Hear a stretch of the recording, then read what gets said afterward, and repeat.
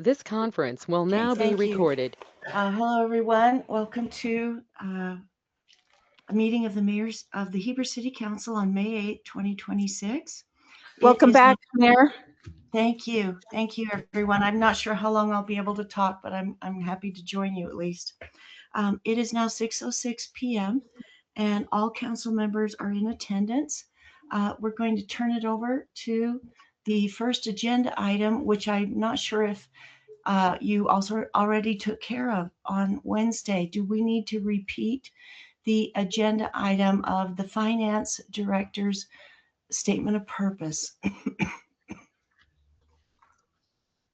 No, we don't need to review that. We don't need to repeat that. So we're just going to move on then to the fiscal year 2027 budget workshop number 2 to continue. Is that what we'll go into? Yes. Mayor, give us just one moment. Oh, that's fine. We'll turn it over then for the budget workshop number 2 to Sarah and Matt. Thank you.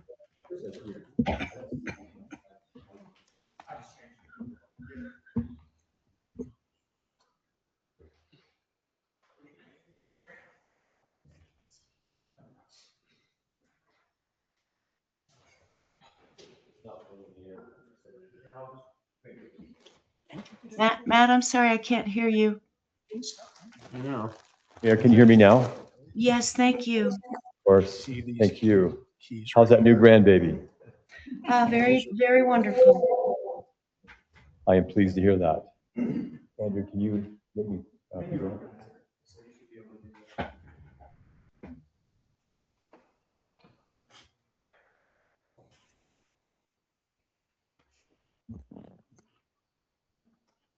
Bear with me for just one moment. Got a technical difficulty.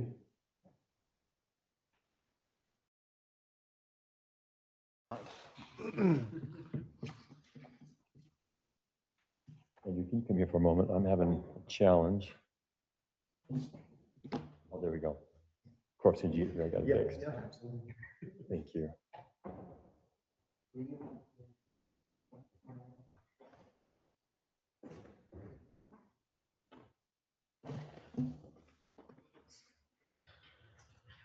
Okay, everyone ready? Yes. Your faces are more tan today, so I assume that you may have gotten out in the yard a little bit today, perhaps? No? Yeah. Okay. Too much. All right, let's jump into budget workshop number 2. And I want to do so by reviewing some of the follow-up items you identified before leaving the meeting on Wednesday, okay? They are on the screen there. Heidi, can you see them okay? Yes, thank you. Of course. All right, these were your follow-up items. Let's review these quickly. The first was to conduct a phase 1 environmental on the Wave building simultaneously with the fire station building. That will be happening sooner than later as we're trying to complete a phase 1 currently on the fire station before we purchase it.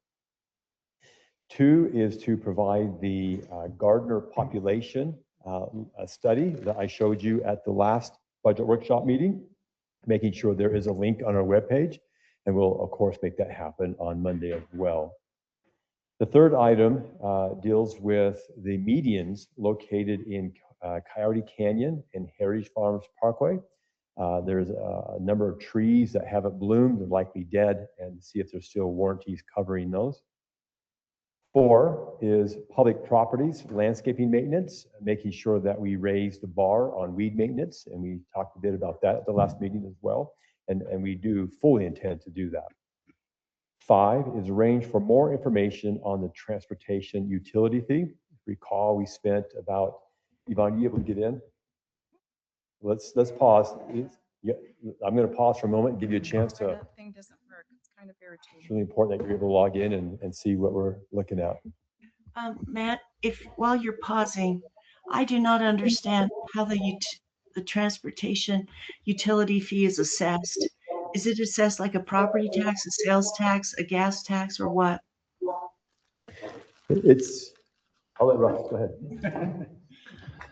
Mayor, it is assessed just like a regular utility bill, like water or sewer or storm drain. It's another utility fee, and it would be assessed based on a residential status or a multifamily residential, or each commercial business would have its own fee based on trips. So anyway, it's an additional utility fee, not a tax. So Russ, it's basically like when they do a traffic study and they assign a use to that study for trip generation. Yep, we would use the ITE trip generation manual. If it was a fast food restaurant, we would go to fast food restaurant, 1,500 square feet, and there would be a number of trips associated with it. So it would be on a per trip basis. There's a lot we talked about last time, very difficult to manage and implement, but that's what would happen. Okay. And Not keeping is there, to it at all. is it like a mill levy fee, or can it be raised to any level? It needs to be based on a specific study. So there would have to be a study done first that Okay. would figure out what it would need to be. And then, Okay. and then you would have to follow that until another study is updated. Okay, thank you. Thank you.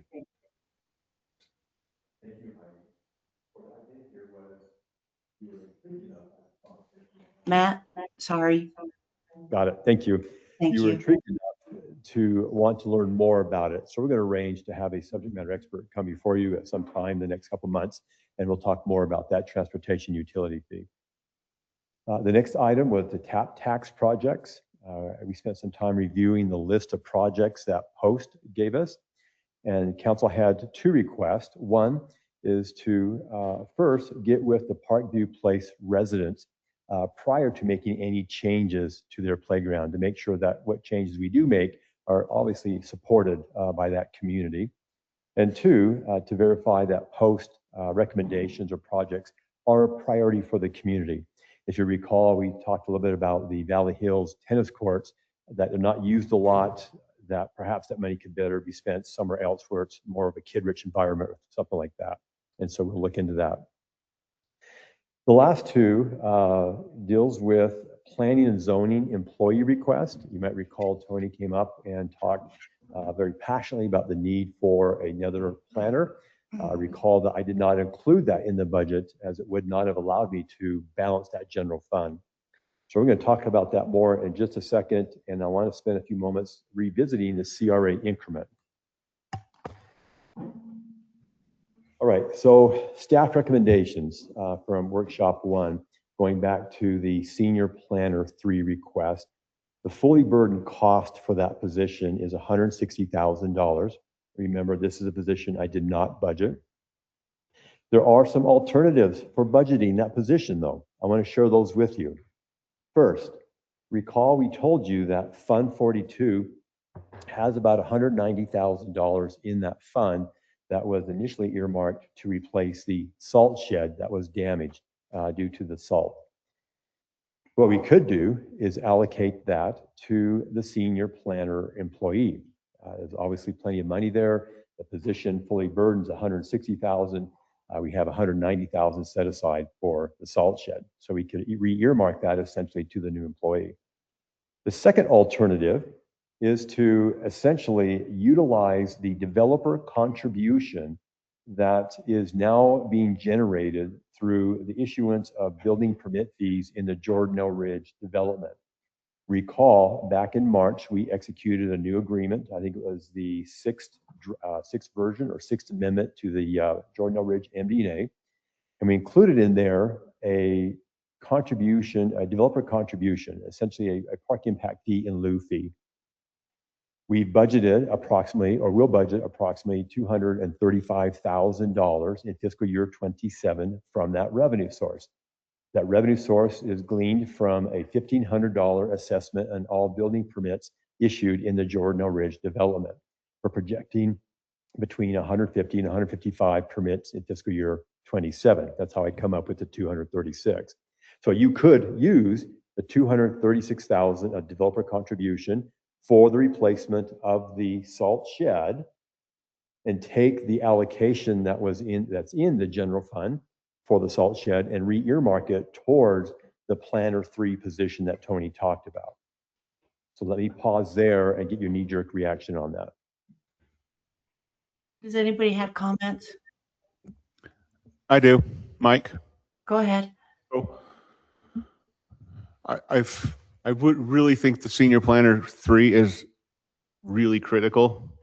And it was reaffirmed to me again today when 2 people came by my office they weren't complaining about the planning department, but what they were really upset and complaining about would be solved by this.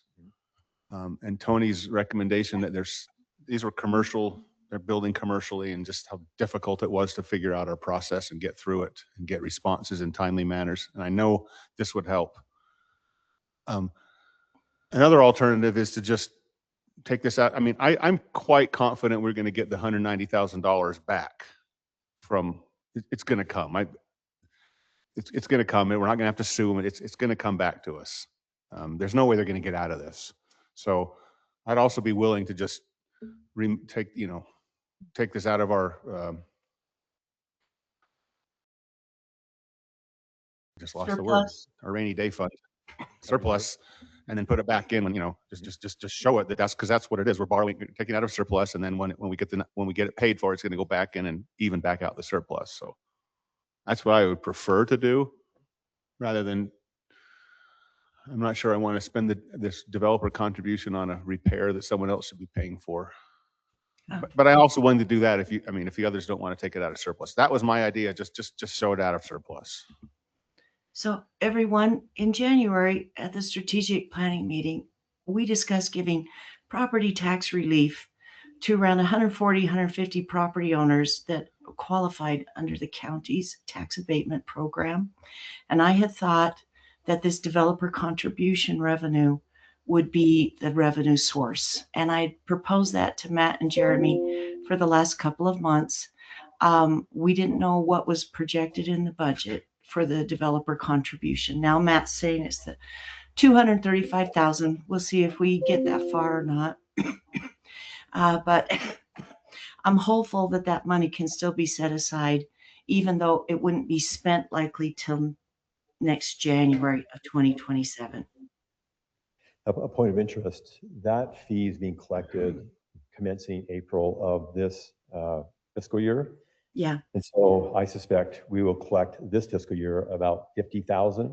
And Heidi, I'm not sure what the abatement initiative will cost, but my thinking was we could do probably both. If you wanted to use the developer contribution for the salt shed, I think there's sufficient resources to also do it for the abatement program if that was the pleasure of the city council. Well, Yeah, we haven't discussed that. We haven't really discussed abatement yet and figured out how we're going to do that. So yeah, we were going to wait to see how much came in and then see what the need was. We think it's around 140 to 150 property owners within the city. It was about 145 that qualified last year. And the county will qualify property owners that are the senior citizens that are making that 60,000, 61,000 or less. They'll qualify them through December 30th this year. And then that means in January of 2027, we can decide how much money we have and what kind of abatement we can give to them at that point.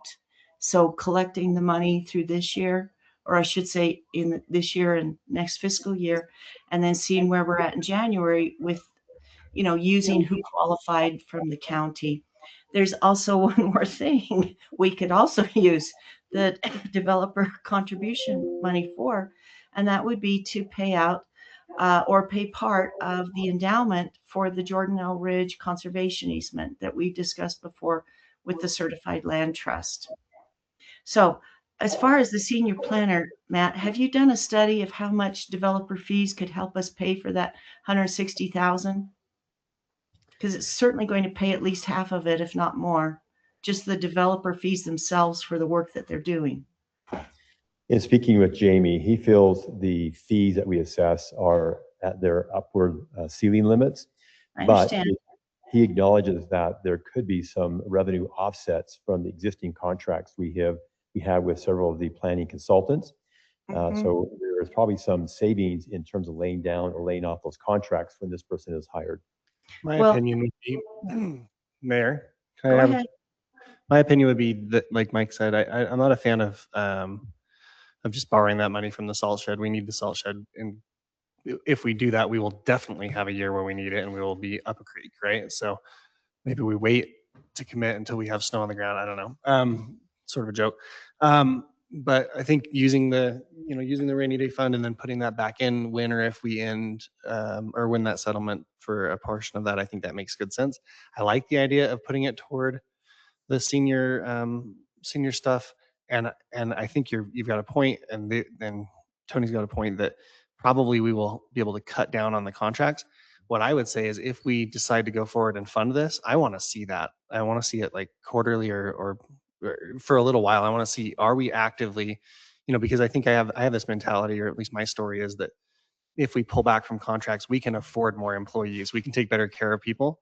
That's not always the case. Certainly some departments are saying, listen, we don't have the specialization to do that. But in this case, I think it would actually be the case. And I think if we just got a quick weigh in of like, hey, yeah, we were able to offset this much this quarter by taking that in-house. And it isn't all of it, but I think that'd be helpful to know as we think about that in the future, because that contract list that you sent out, Matt, was kind of enormous. A lot of people, a lot of hours, a lot of different contracts. And I don't think all those need to be outside. There's a couple others I've got my mind on that I think we can cut down and afford to take better care of our people here. So. Matt is right. I don't think it's an either or. I think it's an and. I think we can do the salt shed and with some preliminary numbers, do the abatement that the mayor is contemplating. Even a simple calculation, if we took 150 homeowners at an average of $400 an annual tax payment, which is a average tax payment, that's $60,000 a year. So I think we can do both. I would agree.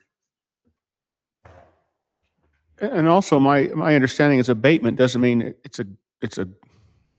we're deferring the payment until the house is sold.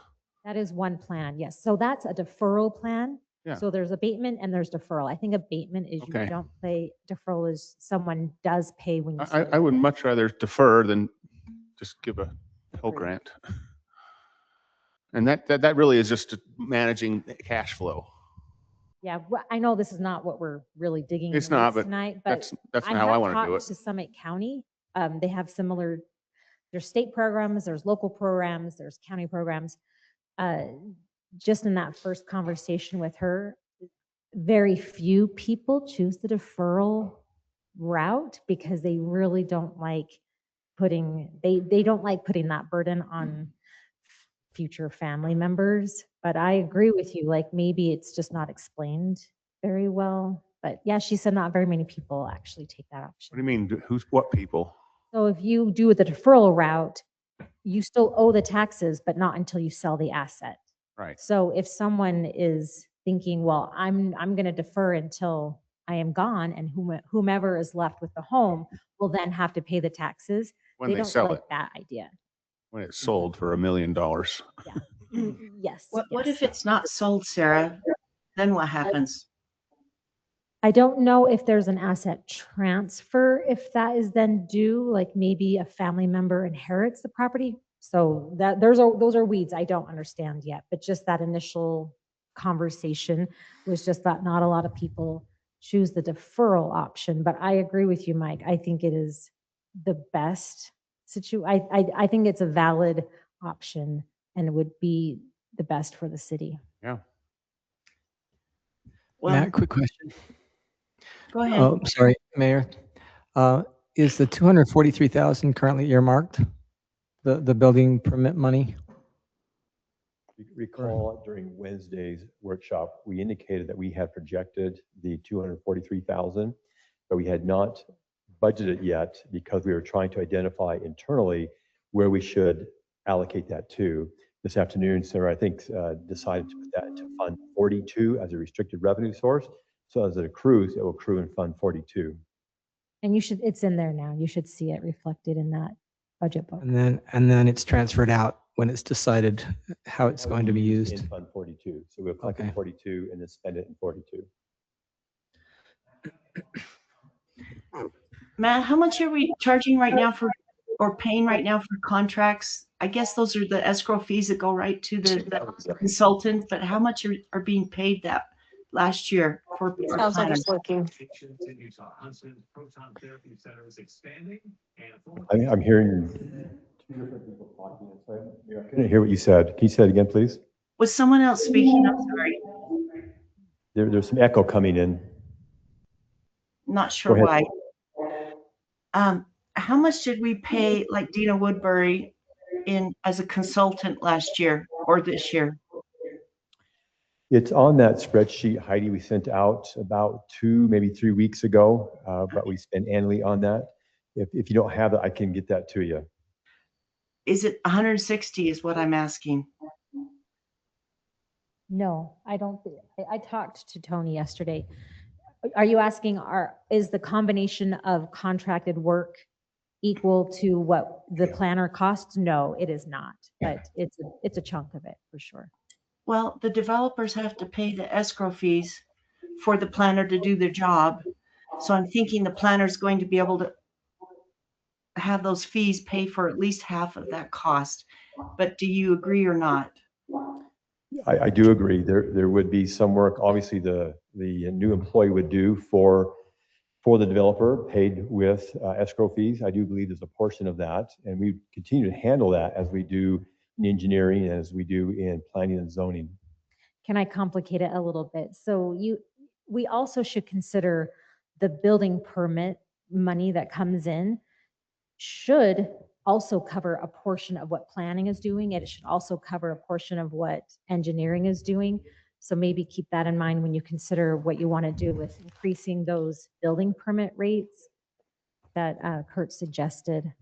So you can't just look at the planning and zoning fees because those do not 100% cover planning costs, but the building permit theoretically should also cover planning. So the request from, can't remember his first name, from Mr. Davis yesterday, yeah. from Kurt, Mhm. thank you, to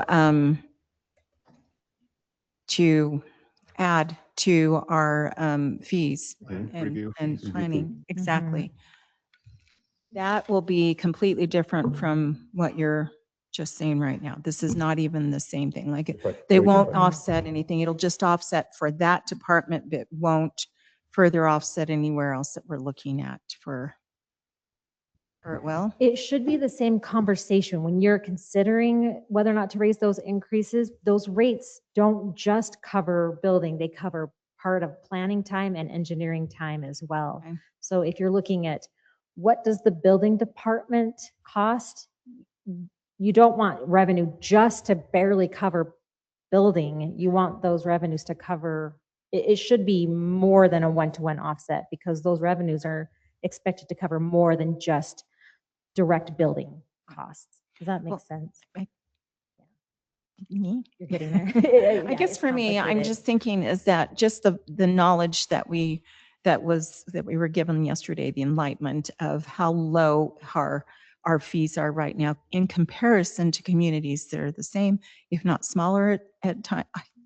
It was really quite significant. So my next question is if we do this, is this something that we are having to, by state law, to do in increments, or can we do just that huge jump from 20% to, let's say, 50%? I mean, it can go up as high as 65%. That's the cap, correct? I might answer that by first saying, we can't just arbitrarily increase that fee. That's what I was It has to wondering. cover actual costs. Okay.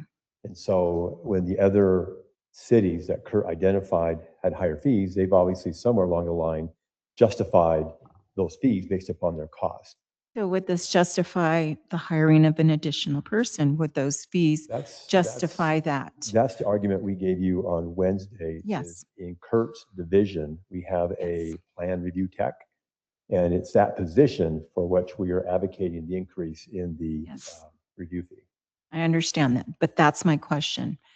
With the state and with the fact that we are trying and we are seeking to hire another individual in a department that has been woefully undermanned, if you will, is that enough to present to the state to go from what did he say we have? We're at 20%. Isn't that what he was saying? We're at about a 20%. Well, we're 25%. 40, was it? 25% residential, Yeah. 40% Yeah. commercial. So if we're able to increase that another 20% in residential and another 10% in commercial, would that be something we can do, or does it have to go through this whole system, and how long will that take? I don't know if there's rules about incrementally increasing. I just know that the current state limit is 65%, but that Kurt could definitely speak to that. Okay. Yeah, I'm sorry, I don't have I that. don't want them to have to wait. I don't want this to be a process that if we go ahead with this, this thought and continue and add those fees, that would justify hiring someone. I don't want them to have to wait because of all the red tape. That's what I guess my question is. Does that make sense? Yes. You can do the same thing to me, Sarah. I know that. Well, The way I talk might not make sense I to will you. say that the budget does reflect an anticipation of increasing fees. Okay. Kurt gave us an estimate of if we max it out tomorrow, here is the extra revenue we can anticipate with current permit levels. Okay. I did not incorporate that entire max amount. Okay. I put about half of it in there. Okay. It just felt we wanted to be very conservative, and we weren't sure where you would fall on if you wanted to incrementally increase it. So I added maybe an increase like half the limit that Kurt was recommending. Okay. I didn't just throw the whole amount that he was proposing. I guess for me, that's the one thing that I'd want to make sure is that we're following whatever the state is Yeah, for requiring sure. of us. And if it's something that we have to do incremental, or if they're going to Good question. give us what they do. and Yeah, slow there us is a bit down of on a this chicken and egg, process. right? Because you can't just arbitrarily increase them. Yeah. So he wants to hire, by hiring a building permit, it justifies raising the rates. There you go. Yeah, for Okay. sure. All right. Good questions. So council, where are you on a strategy to fund the planner, senior planner 3 position that Tony advocated for on Wednesday? What I think I've heard, and if I'm wrong, please correct me, is to essentially use general fund reserve to pay or serve as seed money for the repair of the salt shed, but then use the money that was initially earmarked for the salt shed and reallocate it to the senior planner 3 position. That's what I am recommending. Sounds great. I would be, That. yep. Okay? Matt, would it be okay if I made one comment? And this, I don't want to go down this tangent. I just want to let the council know that that fee from Jordanelle Ridge, $1,500 per unit, that came about during the impact fee conversation for parks and trails. They objected to they had an objection to the new fee that was calculated and implemented this year and made some arguments against it.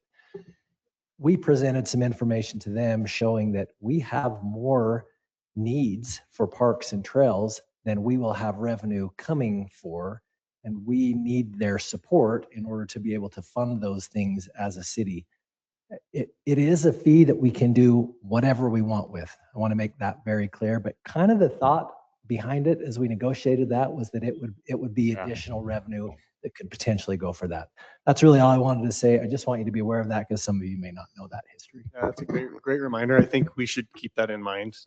I think tapping into it for tax abatement might be a stretch that doesn't seem too much of a stretch. It's still super community oriented, but it's a good reminder to think about. Yep. Thanks, Russ. Thanks, Aaron. Okay, so let's move on to the CRA increment. We spent a fair amount of time Wednesday talking about the increment. And recall, we began our conversation Wednesday reviewing your council priorities and how they were incorporated into the fiscal year 27 budget. And you might recall that there was some feedback to staff about items G, H, and I, that they didn't have any dedicated funding. Recall, I told you that you should hold the thought and let us talk about the increment, because if it's your intent to use the increment for its intended purpose, investments in the downtown, that's your funding source for those 3 items highlighted in yellow. If you intend to use that increment for something other than that, you then don't have a funding source for those items highlighted in yellow. Additionally, the increment could be used for a program to underground key power lines in the downtown. It could be used for other investments in the downtown. And so the policy decision before you is it your intent to use the increment for what it was intended, investments in the downtown, or as it was talked about briefly, to perhaps credit that back to the general fund and the district proportionally. I'd also like to use look for ways to leverage the increment with grants, No question. things like that, No question. matching donations. No question. I don't have any interest in returning it and doing away with the CRA. I think there was good intent there. There was good thought to try to get going on it. I do like the challenge of not spending it all on the park, of figuring out, to your point, are there key critical lines that need to be, we saw Jeremy Smith come in here. He talked about, he's willing to bury his part of the line, but then we end up with this pretty ugly, unfunctional line. Yeah, that's the type of thing that I'd like to see, whether it's that or paving over and parking lotizing, that's not a word, but making, that with the Heber Power Building, Yeah. that kind of stuff. So That's what it's So, for. yeah, and I'm with you, Aaron. Yeah, the park is different than CRA. Park, we're gonna go, once it's designed, we're gonna go out and get money for that. CRAs for what we have listed, G, H. We don't have I, just because that is gonna go away because we're joint venturing, or are we gonna use some of that money? I believe the county at some point is going to knock on our door and say, we want to partner on their lot once their building is torn down. Yeah. I believe they will make that request. I think it's a reasonable request, quite frankly. It is. So would we use the CRA money for that? Okay. I'm fine with that. City Plaza, whatever it is, I think we're going to fund it differently. Maybe the road First West, we can use CRA for that, but the actual park, I think we can fund it differently with grants and stuff like that. So, but that's what it's used for, Aaron. You hit it, Jeremy. That's exactly what the CRA is used for. I'm going to throw it out there that, Post has been very vocal in their concerns about constantly using funds towards one park. I realize that I'm definitely in the minority in regards to the conversation of the one park and funneling our monies in that direction. I know that today, I don't know if anybody else received this, but there was I'm trying to get in there and obviously I can't because I'm in the wrong one.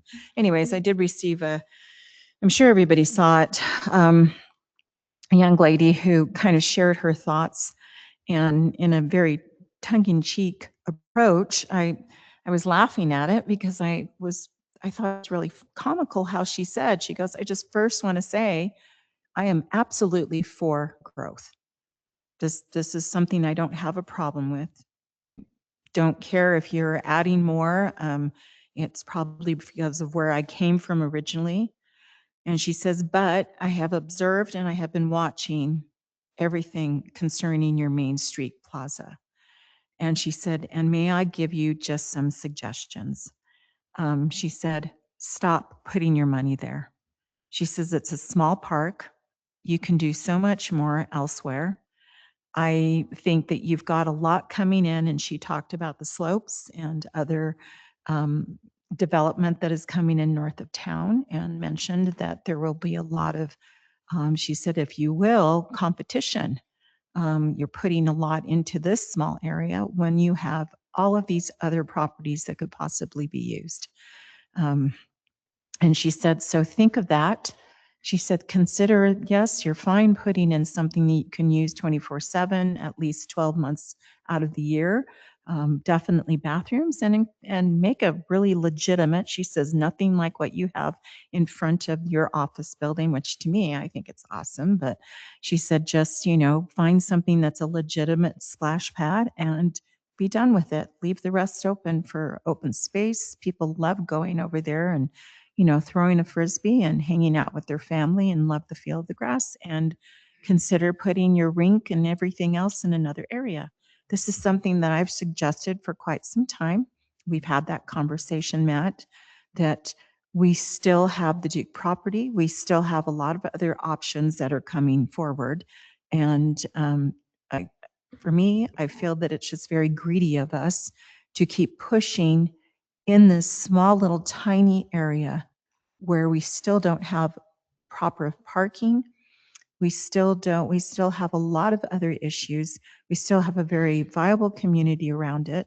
And we seem to be just dumping and insisting that this is something that's good when we could probably do something really good somewhere else, and not taking into consideration that we have all of these other huge developments coming in that will also be putting that in. So I'm putting it out there. I realize that I am the minority, if not the only voice on this. But I do want us to start looking at using, if we're going to keep the CRA, then let's use it for those things that really matter in improving the downtown, the buildings, whatever it is. When we talk about restaurants, why put it on that property that is right there? Let's improve what we have here and add to it. We have a lot of businesses in and around our park that need help and support and need parking for their businesses. And I feel like we're just spinning our wheels when we know that the citizens, for the majority, do feel that this is a waste of time and money. So there it is. I'm putting it out there. You can throw darts at me, put an effigy of me out there in the front of the building. I really don't care. I just felt that it's important to say, because if we're going to keep the CRA, let's make sure we use it in the things that really do matter. And park is not one of them, I feel. We'll have other discussions on that, so let's move on. Okay. Yeah, we need to get going. We're already 40 plus minutes in. Okay. All right. So that completes a summary of your Wednesday budget workshop. So let's dive into the other funds. We made it through your TAP tax fund. We made it through the general fund. And now we're going to continue the review by beginning with the airport funds, Fund 21 and 41. I want to commence our review by just reminding you that we use, as a local government, fund accounting. Think of it as buckets. And with regards to the airport, we utilize two buckets. We have Fund 21, which is the operational bucket. This is where all your operating revenues come in, like land leases, ground leases, fuel flowage fees, things of that nature. And then you have Fund 41, which is the capital bucket. It's where we pay for all the big expensive items at the airport. The Fund 41, the capital bucket, gets its resources from two areas. One is a transfer from Fund 21 when the operating revenues exceed the budgeted expense. That money will flow over into Fund 41. And of course, we get quite a lot of FAA grants, generally around 90%. Sometimes it can be up to 95%. And we get grants from Utah Aeronautics. They're usually around 5% or 10%, depending upon the project and the funding scenario. Okay. All right, so this is your overview of Fund 21, the operating fund for the airport. You can see that we have a beginning fund balance of, in fact, let me pause, sir. Does this reflect the increases in the revenues? No, it does Okay. not the slide, but the link that I sent you would have an updated fund summary page. So a couple things remember what we told you Wednesday, that this is a draft budget, so things are changing. Your council meeting Tuesday, you approved 2 land leases for the airport. That's going to generate about $43,000 in additional revenue per year at the airport. We're going to add that to your fiscal year 27 budget. It doesn't show it to this. Not this slide, but not it this does slide, show but it in the the updated online budget it does. And we also anticipate, knock on wood, to have before you at your next council meeting the amended lease with OK3 that will increase the fuel flowage fees from 5 cents to 7 cents, retroactive to January 1st of 2026. And we've added how much on that? It went from, I think, Like 40? it's 35 to 43. Okay. So there'll be some other revenues in that fund that aren't shown here, just because we've not updated this slide that you're looking at. Revenues are growing with these additional revenue sources. We have total expenditures of just over $1 million. So revenues, total revenues less expenditures about 201,000. We're able to cover that with a ending fund balance of 33,000. It's going to be higher than that because of these new revenue sources we just talked about. So a couple things. We did not include in the fiscal year 27 budget the anticipated sale of hangars C and D. I expect to have them, the RFP on the street in May. I expect to have them sold probably in July. We have a market analysis that is being done as we speak, and that will be used as setting the floor for the RFP, meaning when you submit a bid, it can't be any less than that market number. It's going to have to be higher than that. I mentioned the fuel flowage fees. Fiscal year 26 has a lot of revenue in it, projected and actual, because of the one-time transaction fees associated with Jeff Peterson's T hangars that he's built and sold, and we got 3% of every transaction there. So that was reasoning for why we have a lot more revenues in fiscal year 26. Fund 41, again, this is the capital fund. This is where all the large capital projects are funded. There are two capital projects projected in fiscal year 27. One is the runway relocation master design, and the second is land acquisition. FAA, as we've talked about many times, is looking to advance the timeline of the runway relocation project. The limiting factor, of course, is the city's ability to fund that grant match obligation, right? If we don't have that obligation in our savings account, we're not going to be able to support it. We'll be meeting with you in the next couple of weeks with Dave Stewart as we look to make a play with the state legislature in 27 to see if the state will fund some portion, if not all, of our obligations. The state legislature in 26 gave St. George $7 million for their capital projects, and Spanish Fork $4 million for their capital projects. And so we're going to try to make a similar play in 27. Heidi, this one I actually added, because you had a couple questions, and I thought this slide here really, at least in my mind's eye, really clarified how those capital projects are funded, the two capital projects, the runway relocation project and the property acquisition project. We use this particular spreadsheet because we have different projects that have different funding percentages from the city, from UDOT, and from the FAA. So for example, on the land acquisition, we have budgeted $6.8 million. We expect the FAA to cover 90% of that, or about 6.2 million. UDOT will cover about 5% of that, 320,000, and we'll be left with the remaining 5%, again, about 320,000. Again, if we don't have that money, we're not going to make those transactions, simply put. Matt, The other can I part? ask- Yes, please. Is that total 6.8 million based on actual appraisals? I think it is. That came from Ardura, who is our property representative. I think it is. What if the property owners want higher than market value? That's a real possibility. Yeah. The other project there is the runway relocation master design. It's anticipated to be 1.2 million. What's interesting is it shows that the feds are going to cover 95% of it. They normally will cover 90% of that type of project. During the FAA's visit with me a couple of weeks ago, they said that they would cover that 95% if we can get the agreement with the feds in place before the end of the current federal fiscal year.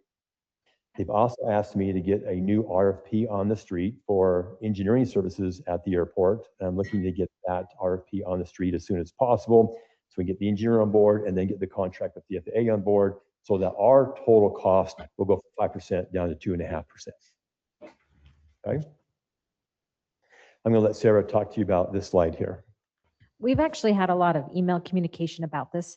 Before I spend time on it, do we need to discuss this further, or do you feel like the communication we've had, do you feel like you're clear on fund balances and why the, You Why should the take a quick swings? stab through it because the communication we've had isn't public and the public Sure. might still have the question. fair. So that image, think of that image before where you had the different buckets. I call them sister funds, Fund 21 and 41. They are sister funds. They share money. And so you have to look at the operating and the CIP fund together to understand the health of the airport. And you have to understand that we do have fiscal year ends. And so one year might have a higher cash flow than another year. And so maybe one year you're in the negative, but over time, the fund is actually sustainable and healthy. It's really difficult to look at a snapshot in the health, in a fund balance and determine its health. But if you look at, we did start in a negative legitimately, and that's actually not allowed. Some funds can go negative. The airport fund should not, and we did get an audit finding for that. So that has been addressed, and we have a response to the auditors, and they accepted that. To the end of fiscal year 26, though, you can see that cash flow has corrected, and now we have a projected fund balance of 235. And then you'll see the next year, we're still in the green, but we've spent more money. We're projected to spend down that fund balance throughout fiscal year 27, but still in the green. So think of the both funds together and look at the funds over time instead of just in a moment of time. Any other questions? Okay. All right. This slide was added just to show you the properties we intend to purchase. The one in yellow, you see that table there, are the ones we've already purchased. It was a 10 acres at the end of runway 4. That was done, I think, 2 years ago. That's the property you approved those 2 leases on Tuesday. It's the properties in blue that we hope to purchase in fiscal year 27 if we can. And those are essentially in that red oval on the far left of the screen there. That's generally where those properties are. Do we have the ability, I know the mayor asked what would happen if they want to ask for more than market value. Can we not buy them? Can we just say, okay, well, we're not interested in more than market value. These are tax funds. We're interested when you're realistic or rational, but until then. So there's a couple of angles I will share with you. The feds will only pay the appraisal price, or at least their 90 or 95% appraisal price. If it goes above that, essentially it would fall back to the city to cover that difference. And UDOT could also step up and cover more of that difference too. But generally, as I understand it, the FAA is going to pay the appraised value. They're not going to go arbitrarily above that. And that's why that's so important. So we have made contact, at least initial contact. We're still working through that, and we'll see what happens. Yes, You please. said the blue circle. Oh, wait, that's different than the agenda materials. Now you have 3 parcels being circled. Sorry, I didn't see the difference. I was just looking at the agenda materials. Okay. Never mind. Okay, Fund 42, Sarah. Okay, let me think about, we're pivoting. Oh. We have only 2 items funded in Fund 42 this year. One is 73,000 for a Safe Schools route. We have an offsetting grant to cover that. The other one that we've talked to at length is now the expectation of, well, funding the salt shed. I understand that you all want to use fund balance. That is reflected by a transfer from the general fund to Fund 42. So yes, you're saying let's use fund balance. That fund balance is reflected in Fund 42. I guess what I want to say about Fund 42 is maybe at a different time, think carefully about what the purpose is of Fund 42. Really, the only revenue we get in there is excess from the general fund or grants or maybe developer contributions. But I would like to see a deliberate policy that says we are going to in our general fund revenues, make sure that there is enough to transfer an X amount into the general fund and not really just rely on arbitrary excess. Like some years we've had a lot of excess and some years we've transferred nothing. But that is just my plug for a future conversation. Instead of relying on Fund 40, instead of just funding 42 with arbitrary excess or deficits, maybe come up with, hey, Matt and Sarah, we want to make sure that you are deliberately transferring a certain amount into Fund 42 as and then work on the operating. Like you have to make your operating funds work with this expectation that off the very top, you're going to transfer over 200, 350, whatever you all decide. So just putting that seed in the ground that we want to be more deliberate about transferring money into Fund 42 for essential projects that you want to get done. Recall one of the fiscal trends we talked about at the beginning of your first budget workshop was the trend that we're not seeing double-digit growth in our sales tax anymore. We're seeing between 2 and 5% annually. And we're also seeing a lot of inflation. We talked about over the last 5 years, cumulatively 22% increase in inflation. So it's a combination of many things that are really reducing the amount of revenue that's going into Fund 42. And Sarah's point is very important. Maybe then arbitrarily just see revenue that flows over that we're not using. Maybe should be a target that we try to identify each year that goes in there so that we have resources for computers, roads and parks that we maybe not fund with other funds. I don't even, correct me, Sarah, but it doesn't sound like you were saying make a target. You were saying you almost want direction from us to subtract 100K or 200K or whatever it is from the top. Just take it off the table. Don't even talk about it. That's being transferred. And now your new budget has to take that into account. Yes, I think what you said. Consciously know that yes. those monies are moving anyway. Yes. Instead of Stop just talking saying, about them, figure out some other way to fund things. yeah, like here's your salaries and operating and materials and supplies. Well, part of that calculus is, and this X amount goes into Fund 42. And now you really, it can't just be whatever is left over after you pay salaries. That's what we're going to use for CIP projects. I would prefer to see a very deliberate policy that no, you have to make this work. CIP has to be part of this city, not just salaries and benefits. That's a good reminder. I mean, we could think about doing that with a small amount now so that we do definitely talk about it again, or we could set a time for, November, let's say, and think about what that number needs to be and be really, really intentional that we have that in mind and we've given the direction so that the next time the budget comes up, that's already in there.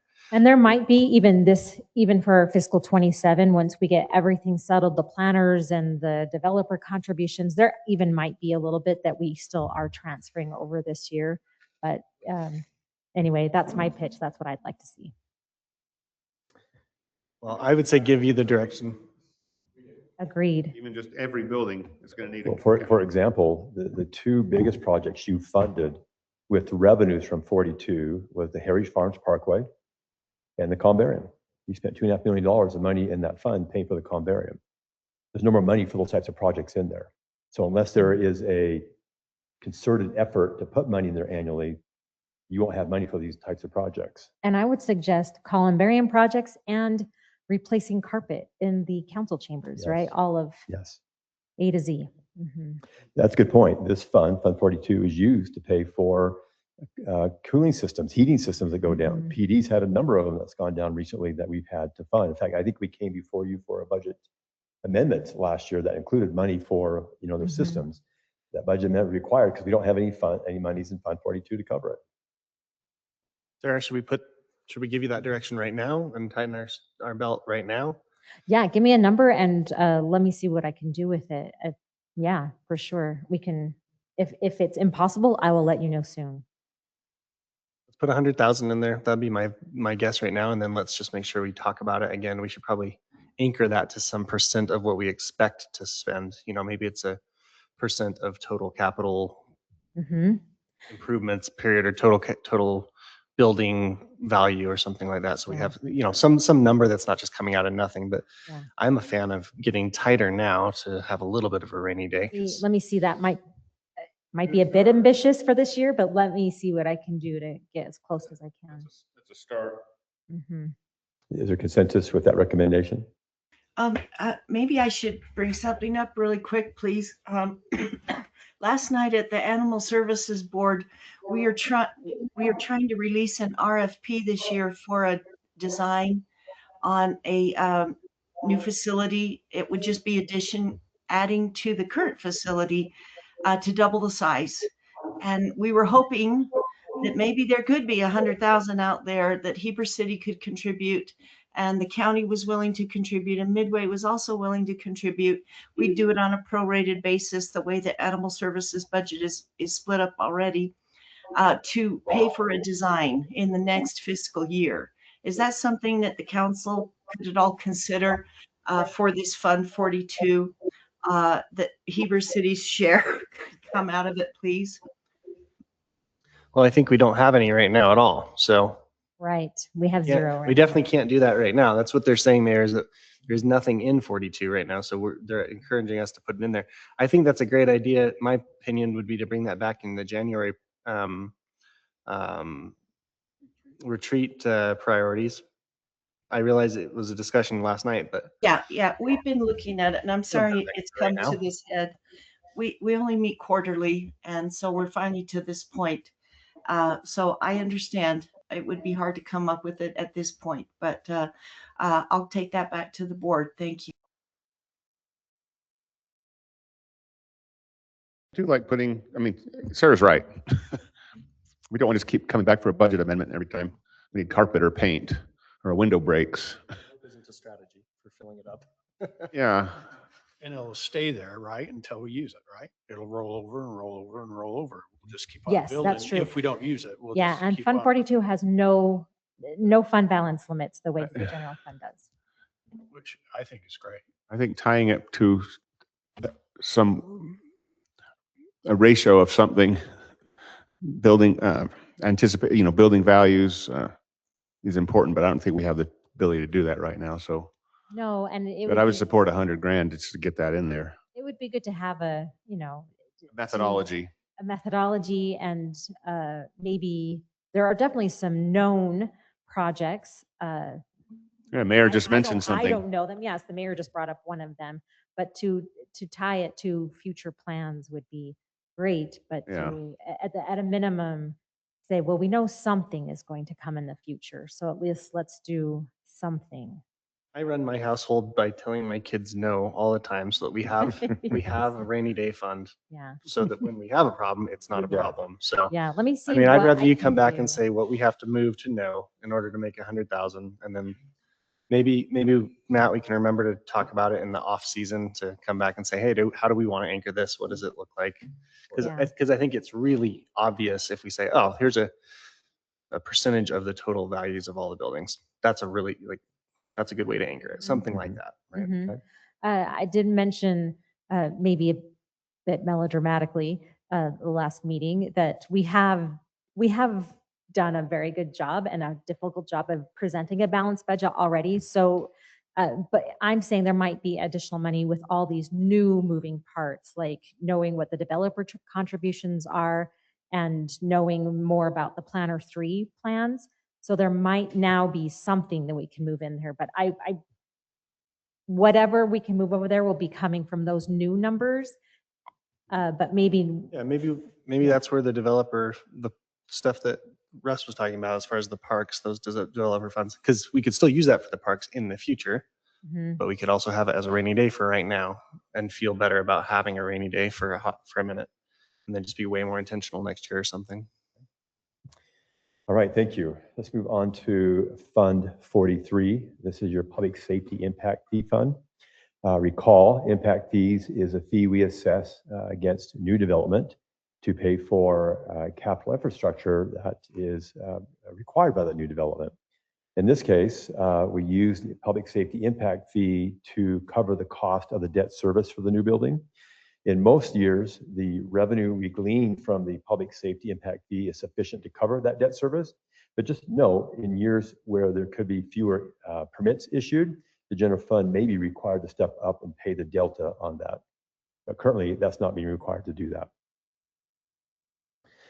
CRA Fund 44, I'm going to let Sarah take point on this one. Is there anything new? I feel like we've talked about this one at length. Currently, the only thing we have scheduled in the CRA is the, what is that, 40,000? Do you remember what it is? It might be professional services. I think that's what it was. And now you have just minutes ago said, no, we want to go ahead and go back and program those 3 highlighted in that, and we will do that. We'll add those.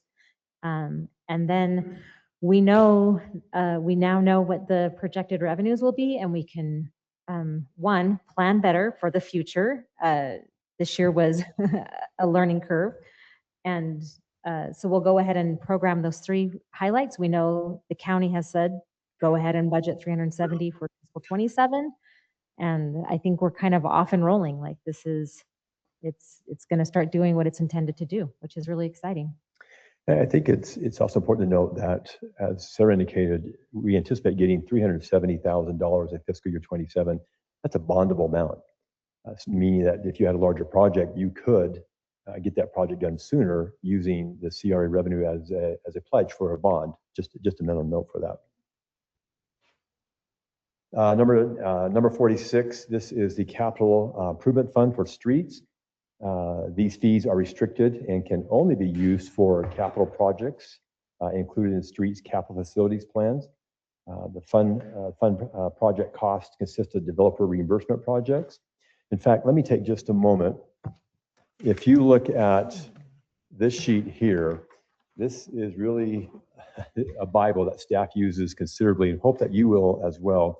Heidi, the sheet I'm looking at it's a large Excel spreadsheet. It's got blue rows that are highlighted and run across the page. I don't know if you have that or not. The capital improvement plan. Mm-hmm. All Okay. the funds are listed right here on the top. You can see them listed. And then on the left side are all the capital projects that are categorized into different groupings. And then what you can see is where those capital projects are programmed or where they're funded, what fund they're under. And you can then see the starting fund balance, the projected revenue, how much those projects are going to cost in fiscal year 27, and of course, how much revenue will be left for the following fiscal year. So this is a tool we hope you use because we use it considerably. And so if you look at Fund 46 across here, you'll find that. You'll look down, you can see the projects on the left. You might have to flip the page to see. You might have to flip the page. Yeah. On the other side. One with this is one that you gave us at the last We meeting. give you a Yeah, I don't couple think it's copies. updated. I think it's the same. Mhm. Mhm. One with the amount of. It was the 2,043 for total operating, no, for the total projected revenue. Is that the correct one? It's not 1,000, Fund 204. 46. Projected revenue is about 2 million. It's about 2 million for projected revenue. Yep, you got it. Yeah. That's the correct one.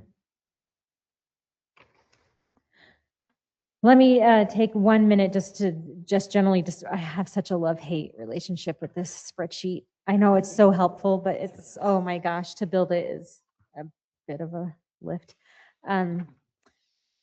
There are a lot you'll see scattered throughout developer reimbursement projects under, well, not in streets specifically, but you'll see a developer reimbursement project and you'll see developer reimbursements scan across and you'll see a total like $2 million. Underneath developer reimbursements, you'll see lots of sub projects. This is how we do this. The developer reimbursement projects are infinitely more in one given year than we actually bring in revenues. So we program the city projects, like maybe we have our own city projects for parks impact fees. Then we take whatever balance we have left over after our own budgeted projects have been put in there. And we say, wow, so developer reimbursements projects add up to $18 million. Well, our fund balance has $2 million left in it. So we're just going to budget that we have $2 million to reimburse for that year. We only reimburse projects with the monies that we currently have. We're not obligated to reimburse until we get the impact fees collected. Is that right, Russ? Is that a good summary? What do you want to add? Yeah, that is good. The other thing I wanted to maybe just point out there is that we are always trying to guess which year developers are going to ask for reimbursement. We have no control of their schedule. It makes it very hard. And so we used to just put specific projects in there each year and try to match the budget that we had. And Sarah and I came up with this plan that we're just going to say this much is allocated developer reimbursements, and whatever projects happen or come in and we can reimburse them, we will fund. Yeah, so if you look under, like, it's indented a little, those are the projects that we intend to reimburse, that we expect to reimburse. And even if I did it right, you can even see a little note of how much that developer reimbursement is. It might, but in total, that is much, much more than we intend to have in a fund balance to pay out. So just so you can read that better. You did it right, because it does show that. This reminded me, it is not on here. Sorry to take us way off track for a second. I think we need to, and maybe you'll get there. I think we need to be smart about how we think about the things we know are coming. Mhm. So for instance, like West Side Sewer and water and pressurized We're going to irrigation. talk about that in a minute. And get to not only the number, because I know that nobody's forgotten about it, but like get to the number, and then also like, we think it's going to be in this year and we think it's going to be this much. What do we need to do each year until that point? Sarah, it goes just with what you just said as far as like setting apart the 42 rainy day fund. But I mean, you may get there, but it occurs to me, year 3 now, I don't know that we've talked too much about the west side. You're right. And we definitely know You're right. what happened incorrectly on the east side. Not incorrectly like we made a mistake, but we know that planning there was only as good as we knew. And there's a bunch of curveballs. We probably could plan the west side better now because of those curveballs. Hold that thought, because we're going to talk a bit more about that when we get to the enterprise funds in about 30 minutes or so. I don't think I mentioned, but the street fund 46 is an impact fund. So it is a restricted revenue that can only pay for projects that are within the capital facilities plan. Could you add one column? I know you hate this spreadsheet. Oh yeah, Sorry. I hate it so Will you much, add but just go ahead. add one row underneath those, or figure out just some way to maybe change the color so that we remember which ones are restricted or not. Oh, yeah. We Yeah. do that. Like Yeah. put a line like restricted, unrestricted, whatever that is. I know it says impact and we probably could figure it out, but I bet you that's not right. I bet you there's some of these that are restricted even though they're not labeled as impact. And know that most of those funds on that sheet, with the exception of Fund 42, for example, whose revenues come from the general fund, have restrictions on them. The impact fees probably have the most in terms of what they can be spent on, how fast you got to spend them. The other funds have restrictions as well, but maybe not as much as the impact fees. So tell me, just clarify for me, you want the fund kind of identified, like in a kind of just highlighted as a restricted fund, or do you want the project highlighted?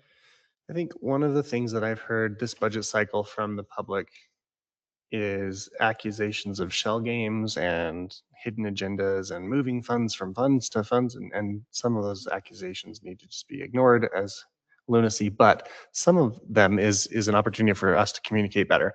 And so what I'm thinking there is if there was literally one more row underneath the title that says restricted for, restricted this column only, or restricted, generally restricted, or generally not restricted. I think it would help people to realize why things don't move.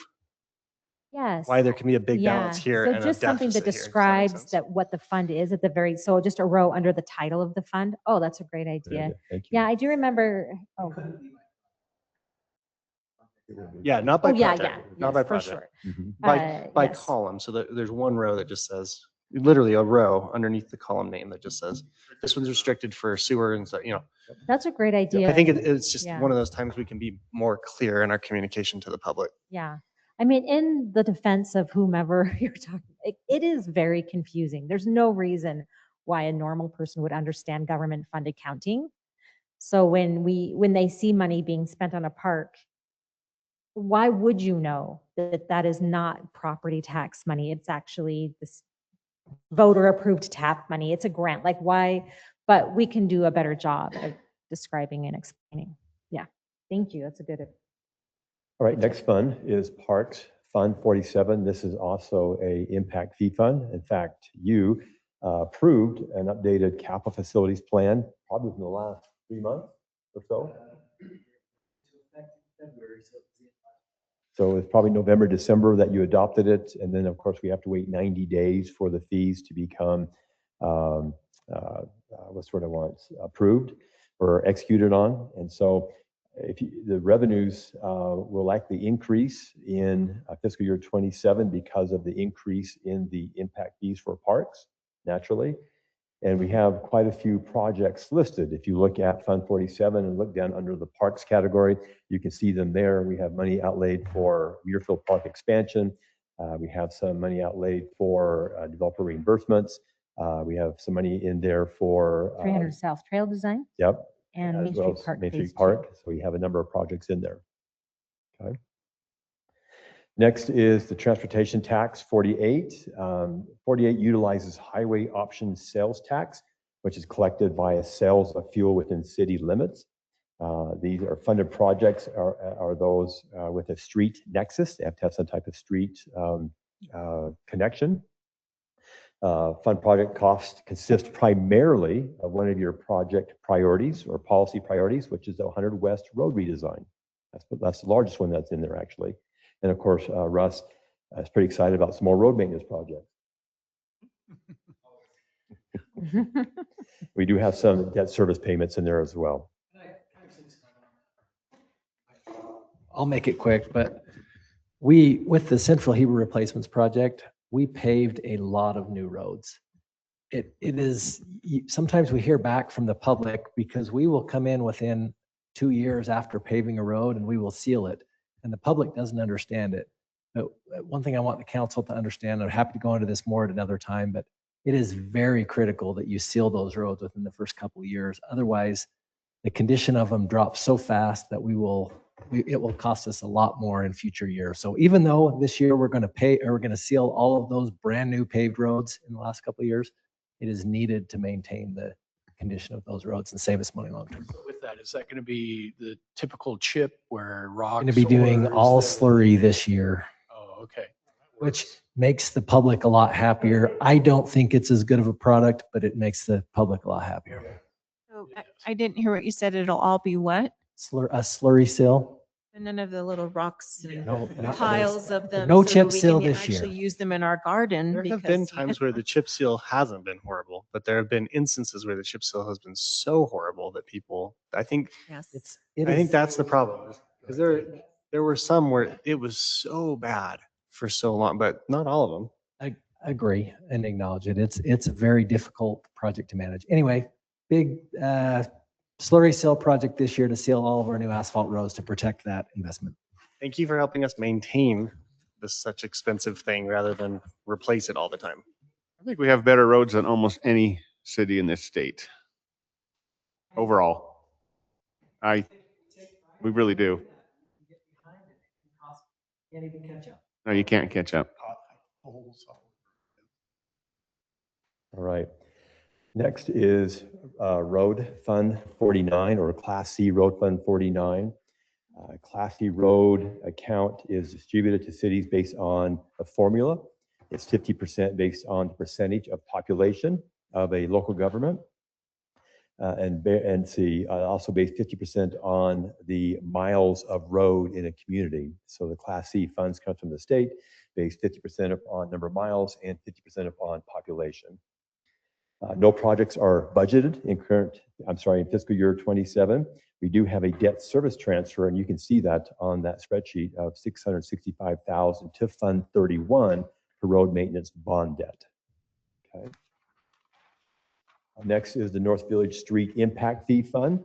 So this particular fund is an impact fee, but it's specific to North Village. Okay, so only those units that are being built in North Village are paying this particular impact fee fund, which means these impact fees can only be spent upon roads in North Village. Okay, so that's a very important distinction you need to remember.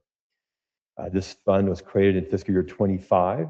And all of the capital expenditures in fiscal year 27 are tied to developer reimbursements, as Sarah discussed just a minute ago.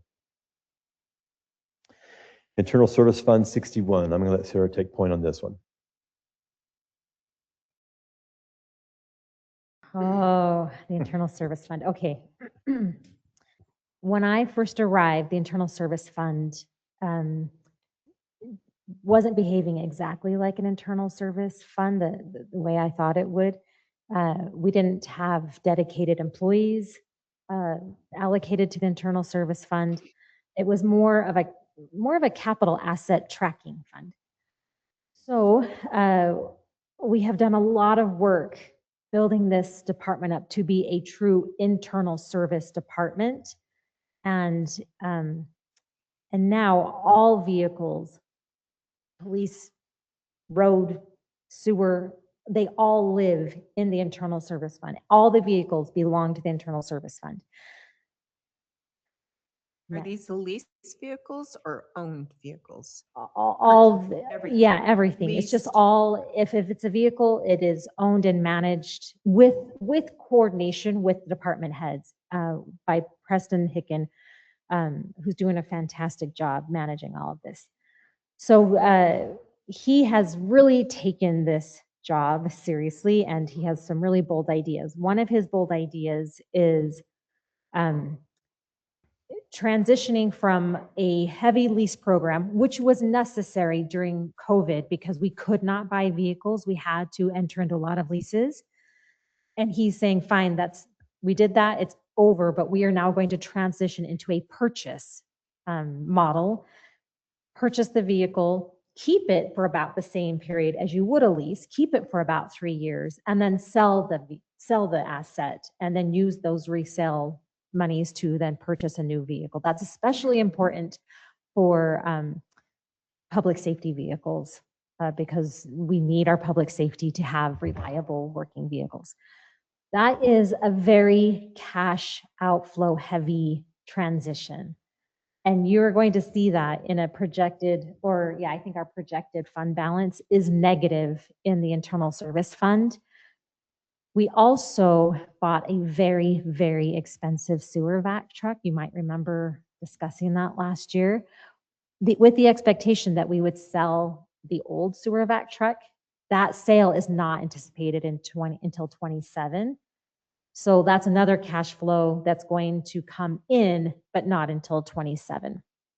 So we are definitely negative, projected to be negative this year, and even negative the following year. But Preston is confident that if we can maintain this vision, that we are going to start seeing the fruits of our labors and have a very smooth functioning internal service department, and everyone will have vehicles that work well, and everyone will be happy. But it does look a little of a mess right now. I appreciate that he's doing a good job, or that you say he's doing a good job. I like him for sure. Have we had somebody with the more finance mentality take a look at the timelines that he's proposing for the ownership and see if the timelines match up with the resale value in a way that does actually make sense? That isn't just oh, hey, here's a different idea. And I'm not saying it's not important. I'm just saying it is a drastic change. And because it's such a drastic change, have we pressure checked that? Have we had someone outside the city look at it and go, actually, you know what? It's not 3 years, it's 4.5, or it's actually 2.5. I don't know what the number is, but does that make sense what I'm asking? Yeah, I think so. Let me restate it to make sure. You're wondering if his predictions of like asset life is accurate? Asset life or expected sale price, so flow back in. It's Like, a good is it question. accurate, and is it the right timeline? Like, is too? someone fact checking his assumptions? Right. So one of the reasons I pull this up, when we looked at the most recent vehicle, actually, I may be getting this wrong, and if I'm getting it wrong, I'm sorry. It's either police or Heber Power. I don't remember which. Somewhere I saw like the vehicles that were going to auction, and the range of miles on the vehicles was pretty interesting. Some of them were heavily used, some of them were not heavily used. And I thought, why didn't we, whichever organization it was, balance that better? Because I bet you we probably lost quite a bit of money on that resale. And Hmm, maybe this one is interesting where it's like not that old, but also not that used. So yeah. does it command the price that we think? So And that anyway, what I'm was- asking is like, do we have that mentality as we're building that muscle? Are we building it with like external support, external advice, or external strategy? Yeah. That was on the PD side, but the vehicle was the same age as the ones with more miles. And that's the Bancorp who does the leases across the entire state, and also Preston, who worked for a dealership before this. As soon as you start getting past 3 years on the vehicles, the resale value on them drops dramatically. And so 3 years is what Bancorp, the leasing company, identified, as well as Preston, as the time to sell the car. After that, we'll start losing exponentially more money. On that one vehicle, we'll probably that's probably the one we'll profit on the most because of the low miles. That one will actually turn a profit. And so if that's the case, let me just go one more step. And maybe the answer is, I'm not sure. We can try to do a little bit better. But if it is 3 years, if after 3 years it drops precipitously, which I believe 100%, then do we want to be repurchasing so often, knowing that that first year number drops precipitously too, right? They say you lose 30% driving off the lot or whatever the number is. I don't know what the number is. It's a lot though, right? Should we, if it's going to drop at 3, should we be pushing to 5 so that we don't have to hit that initial drop as often? I don't know. I'm not an expert here. I'm just asking, Question. is Yeah. somebody that's doing that well, that's already doing an ownership program instead of a leasing program, have we talked to anybody else that's doing this well and seeing success here? So is someone fact Matt checking stood him? up. Do you have comment? Well, I will say before Matthew speaks to it, is I would love for him to come in and have that opportunity to explain his methodology. And that's, yes, because I think I think it's, Curiosity, not at all saying I think it's it's just broken, fine if you push back on his assumptions. I think that is totally fair to say why 3, not even 4. It's a question I have. I admittedly say I don't know. I know less than 0 about cars, so great. What do you, like? I just don't know. But I think Preston can come and I speak think to it. some of the models he's working on would be longer than 3 years. Admin Yeah. cars, for example, would be Yes. much longer than 3 years. Yes. Yeah, so- The so 3-year like- turnover is more designed for public safety patrol. Yeah, Preston has worked on changing it a little bit. We're doing some purchases more on the admin side of it. It's like, I don't care if I drive the same car my entire time here and it's 7 years old. I don't get in high-speed pursuits. I don't leave it idling for hours in the day. So my car is just fine for me to continue driving. And so we're trying to make purchases on those ones, which is the most cost-effective thing. And then trying to, for the patrol officers that, I mean, their miles may be low on like a patrol car, but if you go to the hour meter, I've seen them with 1 million miles on them when you do the math on it. Those patrol cars, the Running all ones the that are time, going to the yeah. 911 calls and stuff, are the ones we're trying to keep that fleet really newer. Maybe the challenge then is this simple. Can we, at some point this year, can we either have him come explain, or can we just talk to another city that's doing this really well and make sure For we're not sure, missing yeah. I something? think he would welcome that. I really do. Oh, yes. He sometimes just comes, I think secretly hoping someone will ask about. You won't get him to fleet. shut up, but he'll Yeah. come and tell you a lot. Yes. One of the things as well, and I'll keep it super brief, is a lot of it is based off of the warranty of the vehicle as well. So if we are only paying for oil changes and tires, that's usually that 3 years if anything major goes wrong with the vehicle. But by the time that warranty is up after 3 years, most, or not most, some vehicles we've got to, it makes more sense to get them out of the fleet, get new ones in. Some of the larger trucks like our F550s or 450s, those kind of things are on different replacement timeline just because of their expense as well. So, but yeah, I'd be happy to Thanks. talk to Preston. I'm glad you brought that up, because that is a big deal on the patrol car side of it. As soon as you start getting into replacing transmissions and engines, we don't really have the staff to do it, and it costs too much money. So we're trying to keep them a little bit under warranty too. Yeah. I have 2 more quick things to say about this, and I would love to move on from the internal service fund because it keeps me up at night sometimes. We did have a set of leases, and then we found leases that were better, like they were just objectively better. And so we've had some buyout activities, so buyout, sell, and then re-enter into new, better leases. And that's been a bit of a heavy cash outflow. That activity wraps up in fiscal 27, and we will all be very relieved when that is done. So you will see in the next 2 or 3 years that this fund will stabilize dramatically. The other reason you might see ups and downs is honestly, like I miscalculate, if I miscalculate the internal service rate that we charge to each department, if I get that wrong, the fund suffers. So I have to look at that consistently, and narrowing that in is a bit of an art. And I don't know if I've done it perfect. I have not in the last 2 years, and we're getting better at that. So when you said, going back to the very beginning, I'm sorry, I just didn't want to interrupt because I'm trying to, this obviously is, It's a lot. it's a lot. And when we started the leasing program, of course, back in the COVID days, it was because we were unable to. Supply chain. But haven't we seen a huge increase also in car and vehicle purchases anyway since 2020?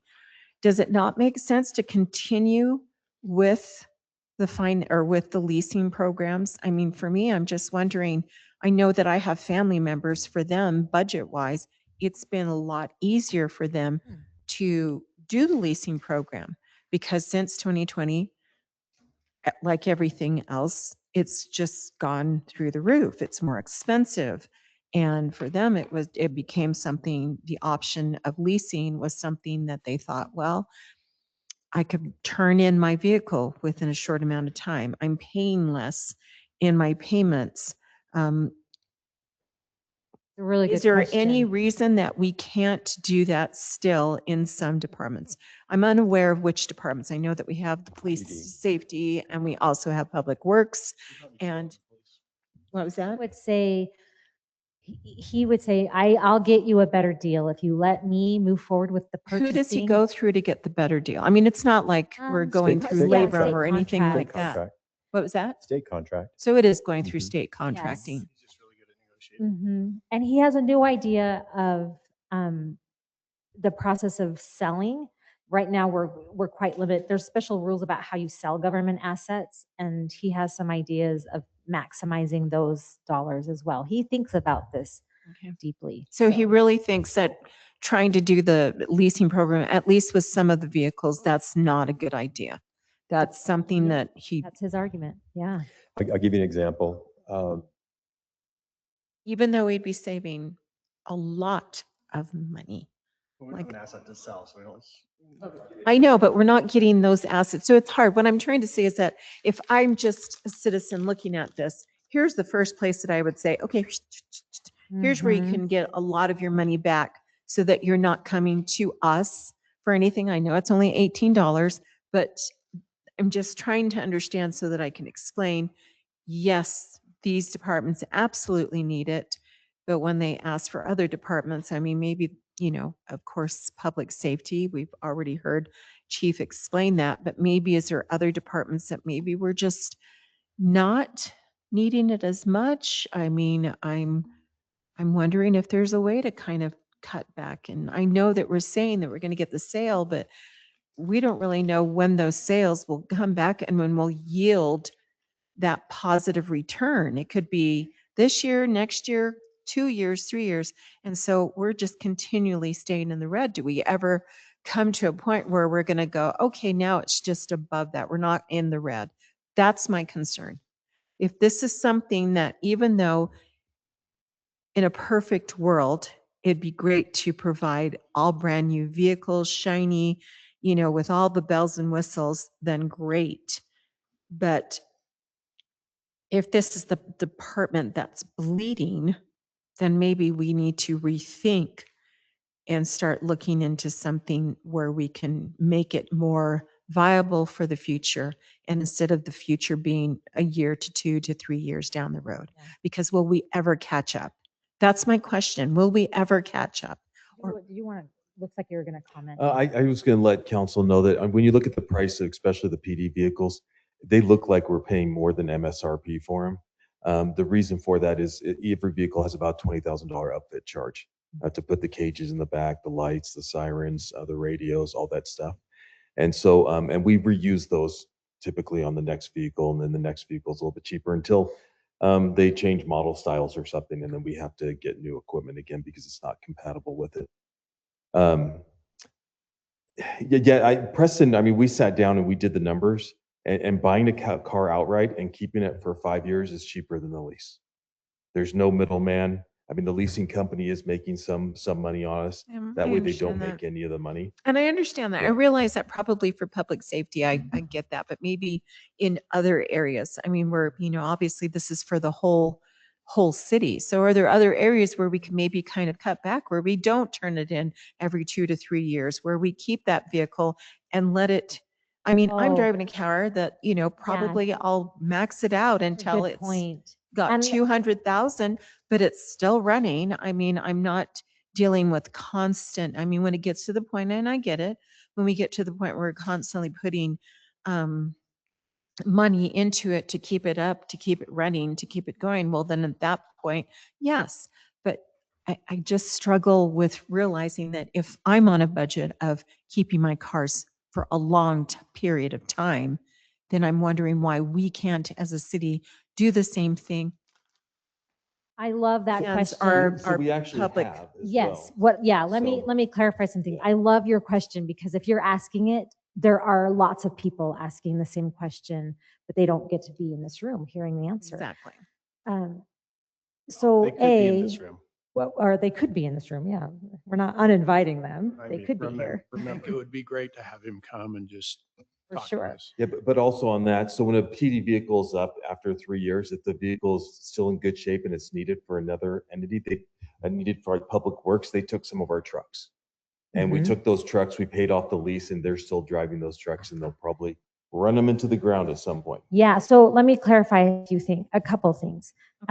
This kind of 3-year idea, that 3-year restriction is really only a conversation with patrol, like specifically PD patrol. There are lots of cars in the city that we keep for much longer. Ask animal control how long they've had their vehicles. Okay.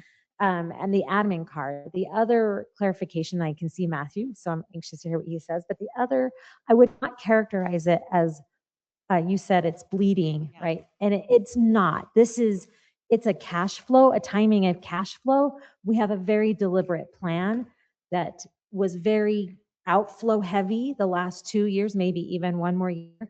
And then we're going to start to see those returns. So you can feel assured that what we're doing in the long run is intended to save the city money, but there's some heavy, painful outfront costs to doing this work, but not bleeding. The fund's not bleeding. It's not a never I ending. would achen it to 1,000 needles in, in my arm, because that's just Yes.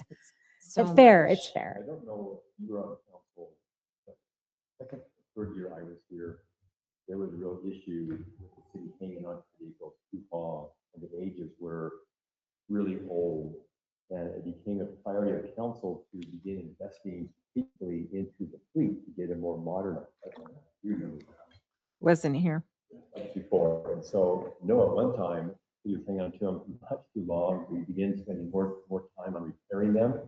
And I understand that. That's where I say, where do you draw that line? Because for me, I understand. question. It gets to Yeah. that point where I'm putting money in it. It's time to go look Totally for fair. something new. Yeah.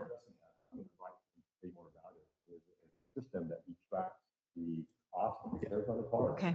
And it sets points on it, and when a car gets to a certain point threshold, we look at selling it because it's more beneficial to sell it by new than it is to repair the old one. Okay. Oh, That's- Matt. Oh, that's what I was took gonna Matthew's say. thunder. I would love Yeah. to see that. I just feel that it would really help with kind of putting So, this and Yeah, understanding it's this. part of our asset management software that we have at Public Works. A part of it is dedicated to the fleet, where it will track the cost of the vehicle, the value of the vehicle, and the cost of what we're putting into the vehicle. And it will assign it a number. And if you get above a certain number, it's costing us more to have it in the fleet than it would be if we would sell it and buy a new one. So it's a it's a extremely valuable piece of software that actually helps us to do that. And it's not, so that way it's not somebody's opinion, it's the actual numbers that it's giving to you. Yeah. Do we have, also the other question I had in addition to this, do we have an in-house maintenance department that, changes the oil, does that, is that for the Yes. whole city? Okay. Yep, Okay. they replace windshields, tires, oil changes, and they do some significant car. They also do a great job.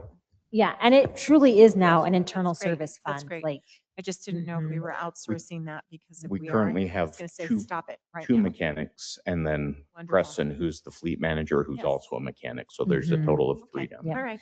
And Thanks, you then- guys, for indulging me. I'm sorry. Like I said, one, this is yes, like, just one more the little thing. If you look palpitations at your begin and- CIP, there is a project that says the Public Works Storage Building Enclosing.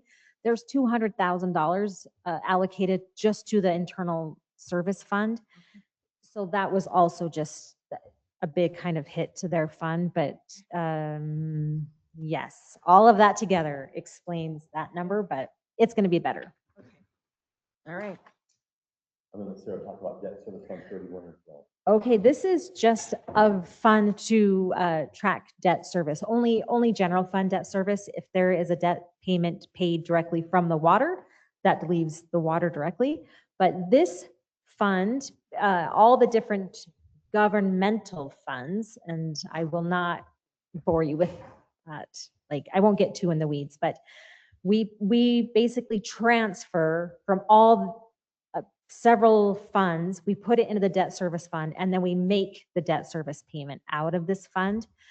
The fund balance reflects bond required debt service reserves. So sometimes we issue a bond and they say, hey, for the first 5 years, don't just pay your debt payment, but also you have to put in a certain number so that in case of a default, you have at least a year's payment in reserve. That's what that is. It's pretty vanilla fund. Is there anything you want No, else to that's say excellent. about it? Yeah. Next one is probably the most exciting fund that we have, is the perpetual care fund at the cemetery. This is essentially when you purchase a plot or what is it in the columbarium, a niche, a portion of that goes towards long-term maintenance. And we use this fund to help finance the columbarium. So we actually took a fair amount of money out of it and hope to replenish that as we make those niche sales over time. But this again is perpetual care fund for the cemetery. So a question on niches Yep. or whatever, however you say niche. As of date, how many have been sold? That is a question that has come in from some, I don't know if anybody else, but from a couple of citizens, of course, some of them are absolutely ridiculous questions, but I still feel like it's something that others are very Fair question. concerned. Is it even worth its time? Why did we spend money for something that people don't want to do? Because here's the thing, I know where my mother is buried in St. George at the Tonnequin. They have Very a nice. fantastic Very nice. system there, and I'm so impressed with how many of them their columbarium. It's not like ours. It's very different. It's more of a walkway, but they have sold. In fact, they've had to expand that particular portion of their cemetery Mhm. system and their program because it has just exploded, if you will, Yep. with individuals and using, want to be, buried untraditionally, if you will, Yep. and Yeah. are looking at other options. I will share with you that the strategy we had when building the columbarium was that we would use a large amount of the perpetual care to help fund that project. But once we sold all the niches, we would not only recoup that seed money, but gain, I think it was up to $750,000 of additional perpetual care money for that fund. And so it was going to benefit significantly once we sold all those niches. I can tell you the number is not zero. We have not sold zero. It's hard to know the number because things cost differently. About $67,000 in this current year of niches. And we have plans to hold another Memorial Day American 250 kind of summer sale. And we're hoping that will gain some traction. But it feels like it was admittedly, it was quite slow. I think it's gaining traction. We had a family of 6 come in from outside of Heber. So they're paying a premium. And to Mindy's report, it was like a field trip for them. Like they all came, they were super excited and kind of some jokes. And like it was a happy time for them. And they spent $21,000 buying niches in one day. So I think there's some positive energy around it. There is also, Beautiful ones up too what's now. out? I just went up there this weekend with my kids and there's some really beautiful ones that are done now that Yeah. it makes better sense Mhm. what we were what they were trying to show us in the pictures.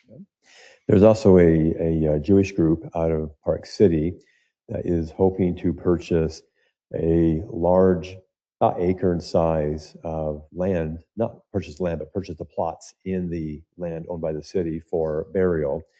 That's likely to come about in fiscal year 27. We've not budgeted for it because it's still quite nebulous to us.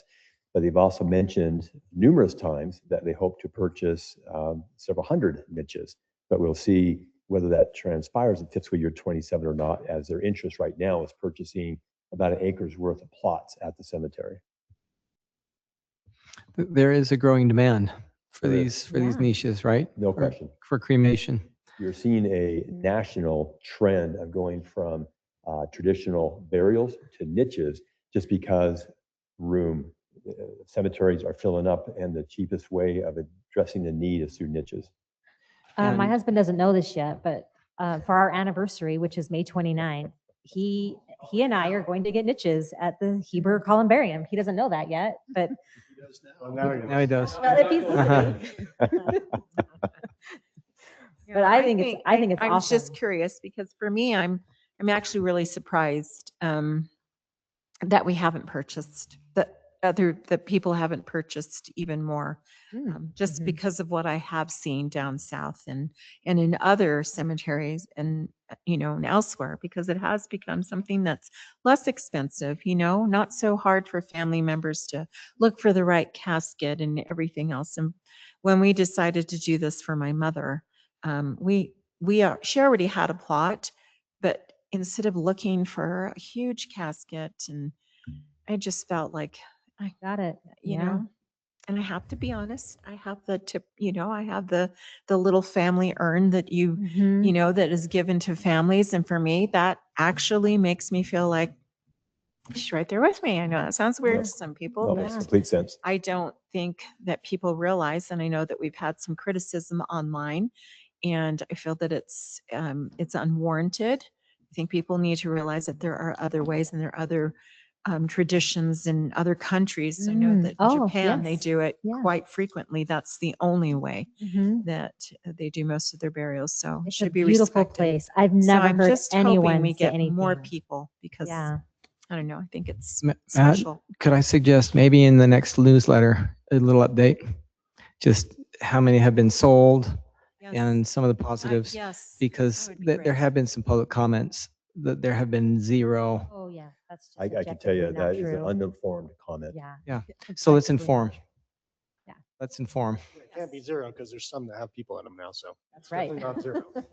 Well, No. unless they are really smart with how to get And it. let's get the word out. I just Yes, we do have really think we do that have a we need campaign that's find about a- to be let people know launched. that this is not unheard of and it's No, no, nothing, no, there's no. nothing wrong No, not it at is, all. we are Not at all. we are not Right. creating a wheel here. It is. In fact, I compliment council for being visionary and seeing the opportunity with the niches. The Mhm. market is moving that direction, and you saw that. And you not only moving with it, but you built, I think, a timeless building that is going to stand generations and be very proud of.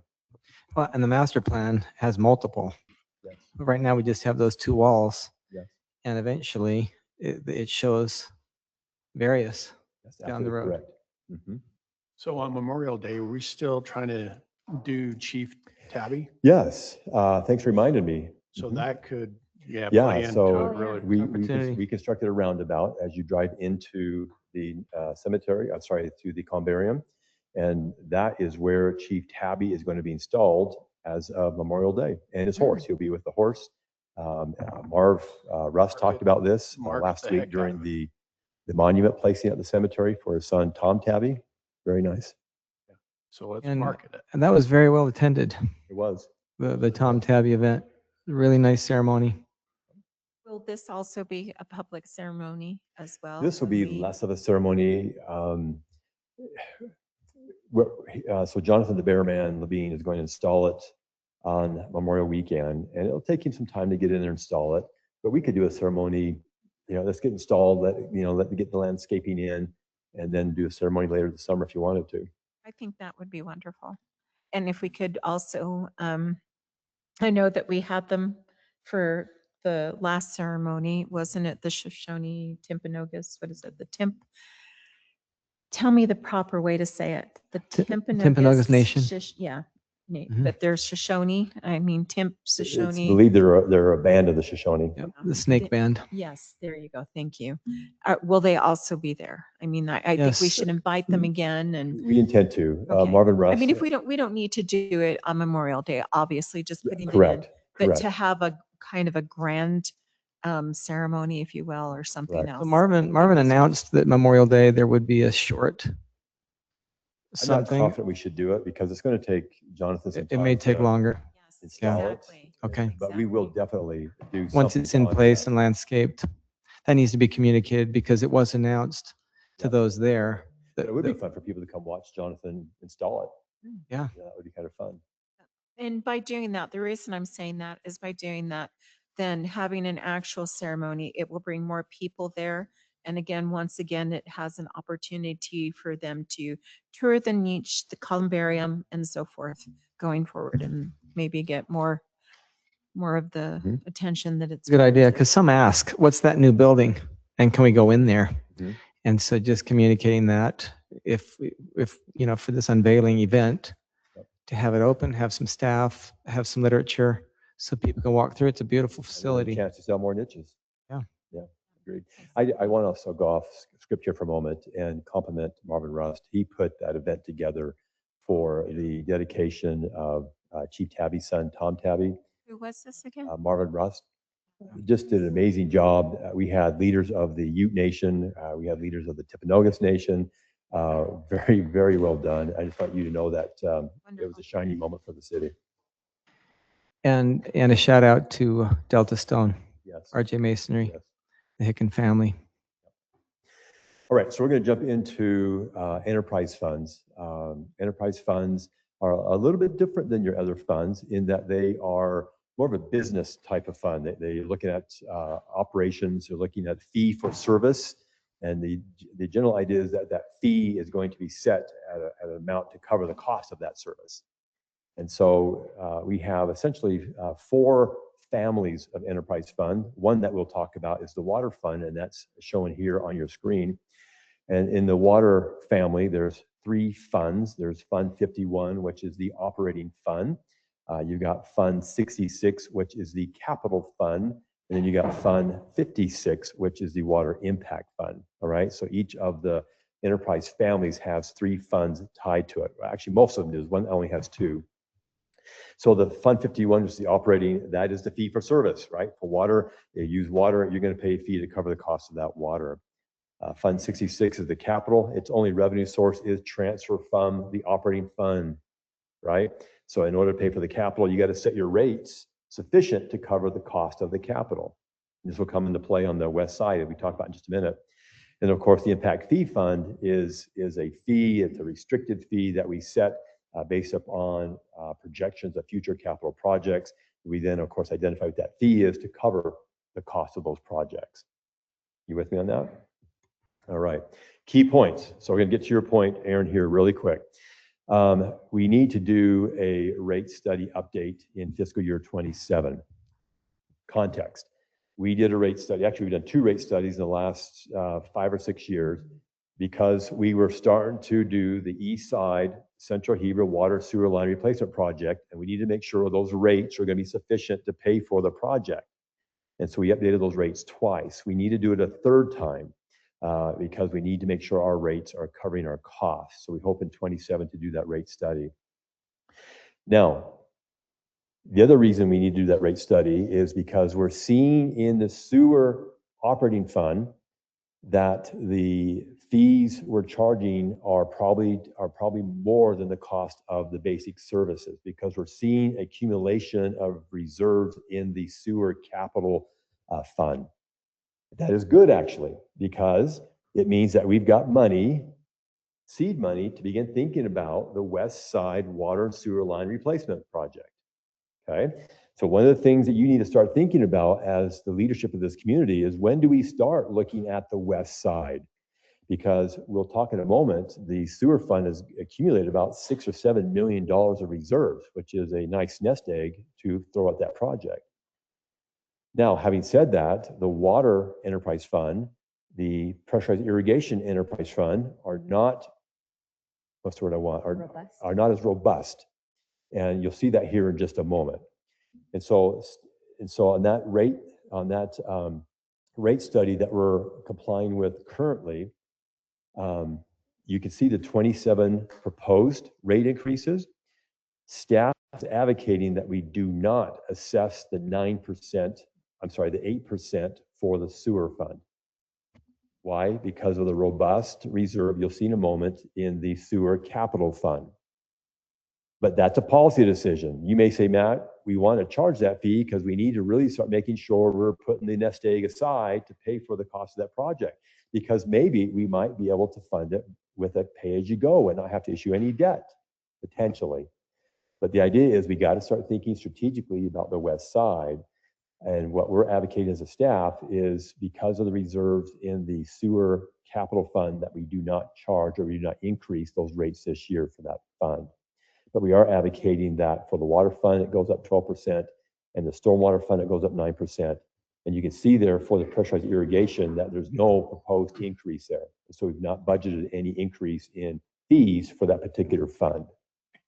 That makes Matt, sense? Can I make a comment? Yes.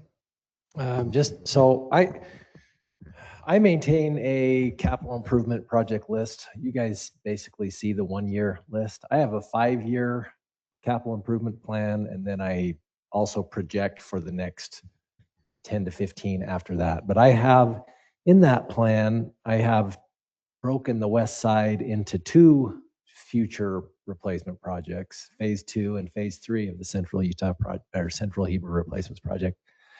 They're roughly about $45 million each. I understand. I understand the,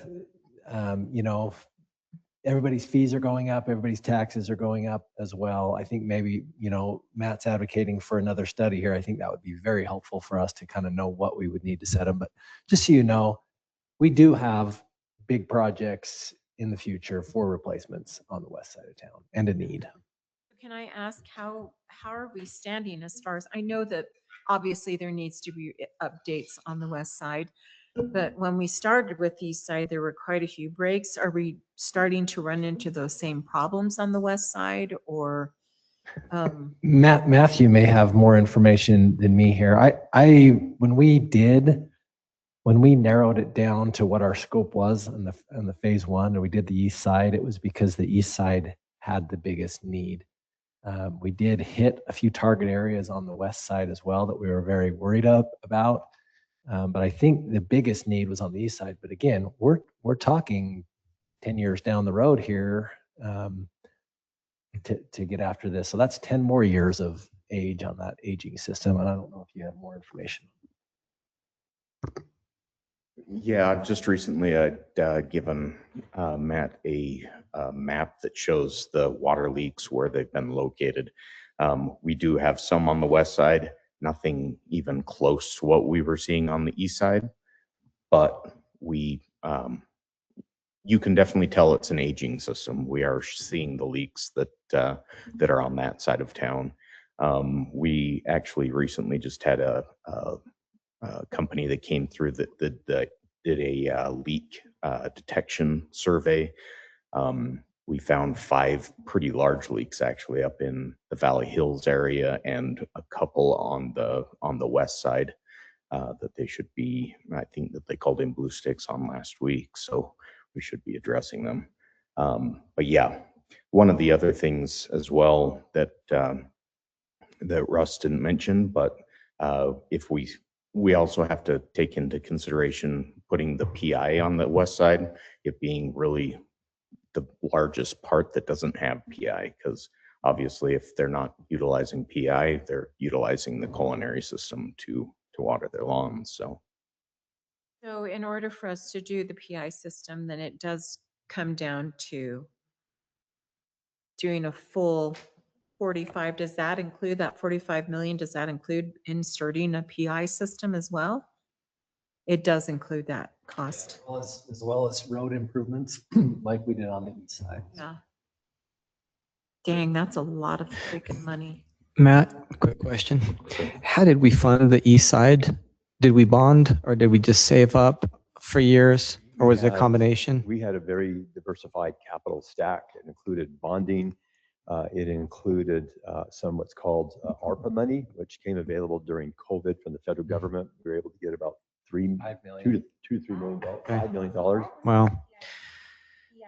Five was ARPA. We got 2 tranches. So the funding's going to look a little different for the west side Mhm. because we won't have that COVID money. And And to let you know, we were very successful at getting low interest and no interest on some of our bonds. I think it makes sense to keep the increase in there then. I appreciate that staff is looking at it and saying maybe we don't need it because there's funds in there, but I'd rather say we Same keep it in PI. there and keep building it up a little bit. We're not going to have the same no interest, low interest. So keep it Atmosphere right now. go to 9 rather than 8. Is that what you're saying? Whatever the recommendation is that Let's we go through the explained. funds and you'll see what we're talking about, and then you can direct us as to what you want to do there. But staff, just so you know, has not included in the sewer fund a rate increase as it was recommended in the rate study. We are recommending as a staff that we update that rate study in fiscal year 27. It's also important, the second bullet point here is that we'll need to do a establish tiered rates for the pressurized irrigation fund. Currently, that is built on a what they call it, what's the name? It's just a base fee. It's based on acres. And with the new system in place, we need to start looking at, in fact, it's required based on one of the bonds we got, is to put a tiered rate system in place and start charging it based upon usage, not acreage. Yeah. That's fine. We're going to control it. Yeah. All right, so let's dive in. Water fund. In fact, I'm going to let Sarah take this first one.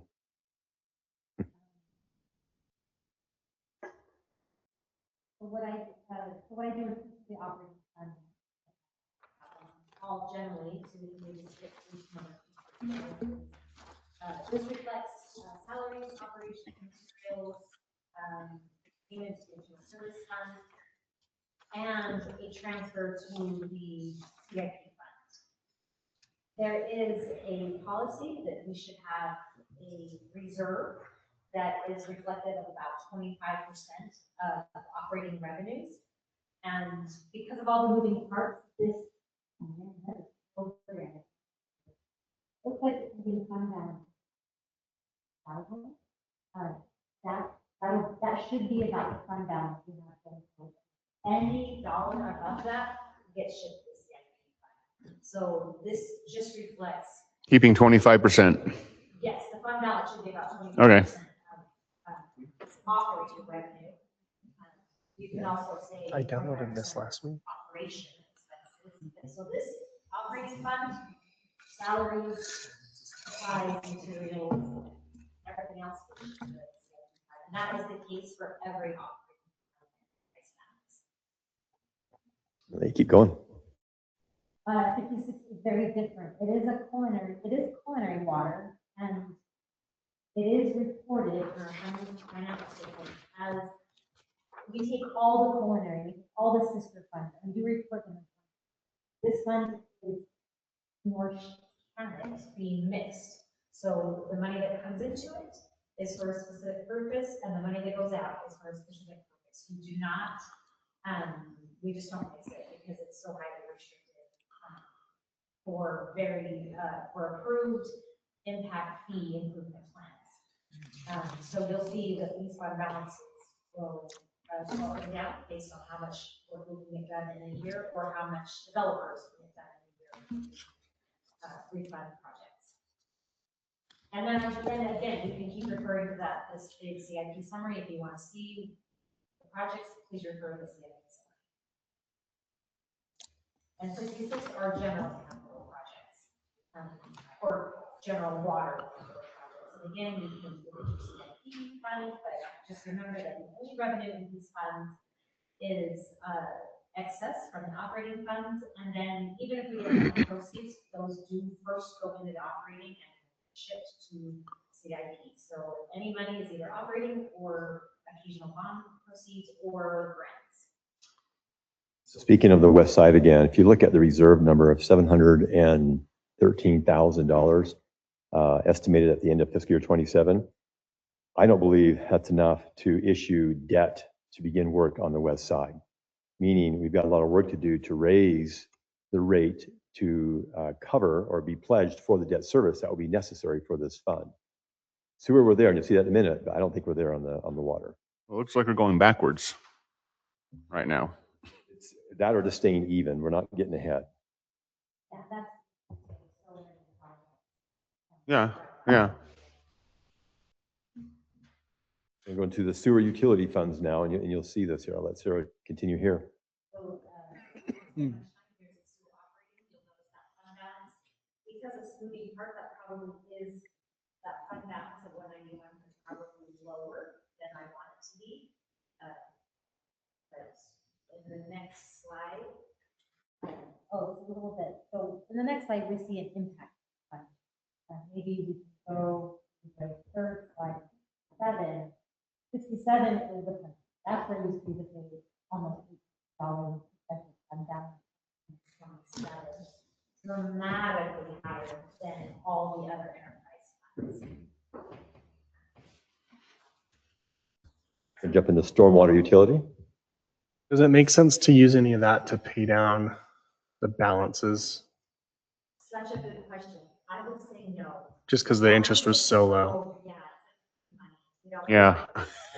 Don't pay it off. That a lot of it has call provisions that we might not be able to call yet, Yeah. but cash is king. Yeah. Great. Yeah. Good. So we might make a decision to start billing the water. I mean, people pay a bill, includes water and sewer. And we all pay it. We just look at the bill. Like, it might make sense to slow down on the sewer and increase on the water. That's a really interesting comment. That is what the last fund study showed. We actually didn't change the rate overall and in total of the increases. We just allocated them. We lowered some and increased others. So in total, your bill was the same, but in a different bucket. But we're bumping the water back up so we can, it's good enough to bond for and qualify for that kind of stuff. What do we have? Do we have any? Because I'm sure we've talked about it and I'm probably not remembering everything, but what are some of the projects that we will need for water other than the west side? I mean, is there anything that we're looking at close, more current, in the near future, I guess? That's really the big ones. Just the ones for the west. Yeah, that's really the big ones, are the replacement on the west side. But let me just quickly. You can see those on this sheet as well, fiscal year 27. Well, while Russ is looking up, I'm of strong opinion we should be every year we should be building our capital water funds, sewer funds, storm drain funds, just to replace what we have, not to even do the west side. The reason we had to take out how many millions on the east side?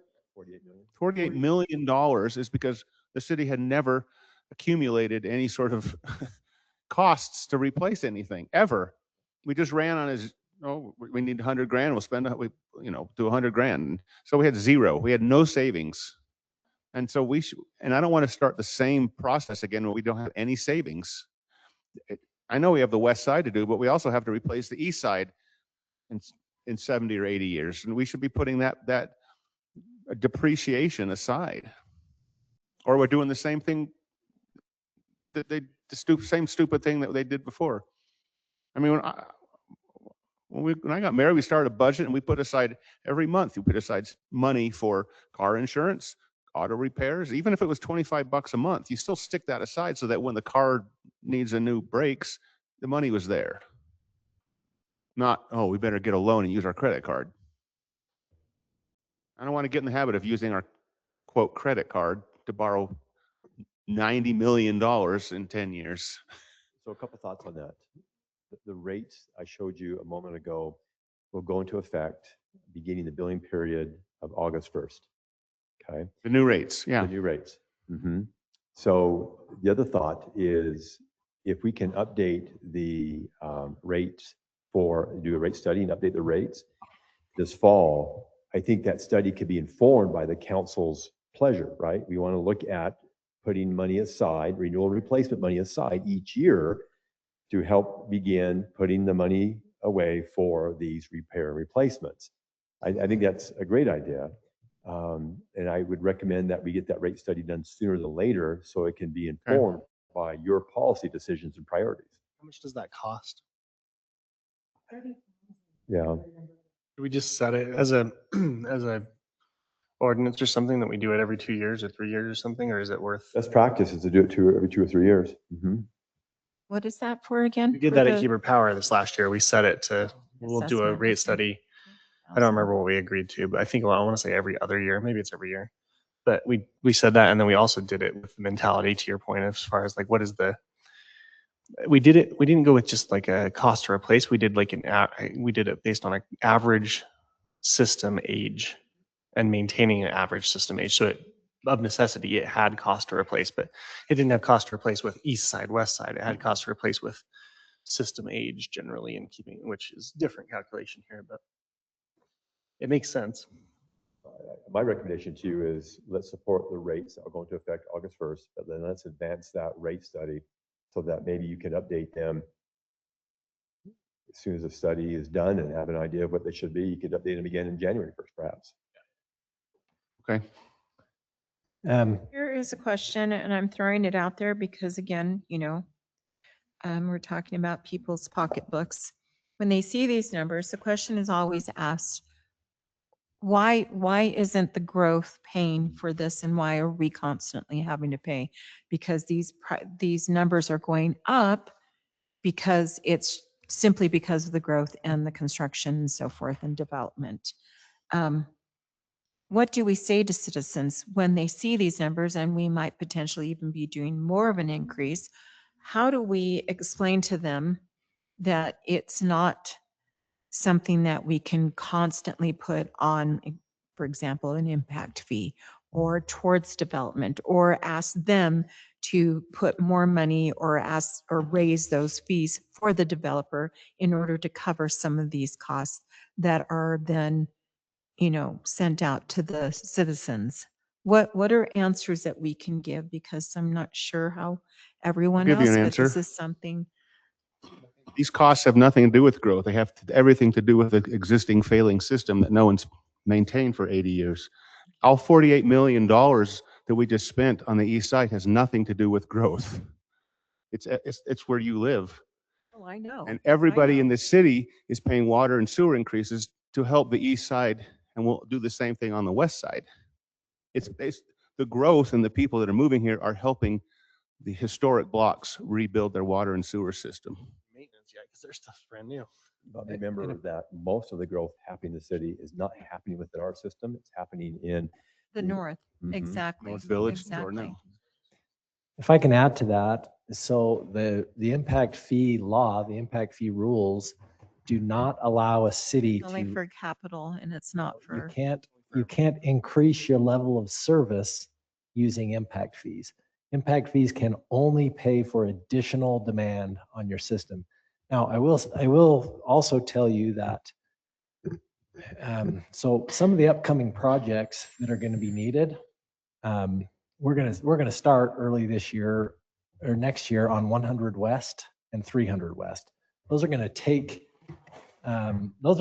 projects out of those future projects I'm talking about, but we're gonna finish those because we're doing those roads and it makes sense for us to not tear them up later, right? So we're gonna start those.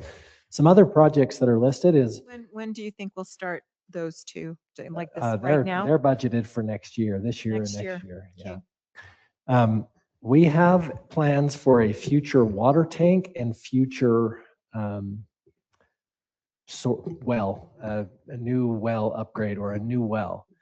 Now those are going to be impact fee eligible. Those are things growth can pay for, but we have an option here. We can either pursue those or we can take demand off of our water system and install a pressurized irrigation system on the west side of town. So in that specific instance, we can use some impact fees for pressurized irrigation on the west side of town, but we can't use it to replace existing water and sewer that have failed. That's a good idea, Ross. That would be fantastic. Yeah. So that actually Really is the would plan. be. Yeah. Okay. Thank you. Information. Thank you. All right, so let's move on to Stormwater Operating Fund 54. Sarah?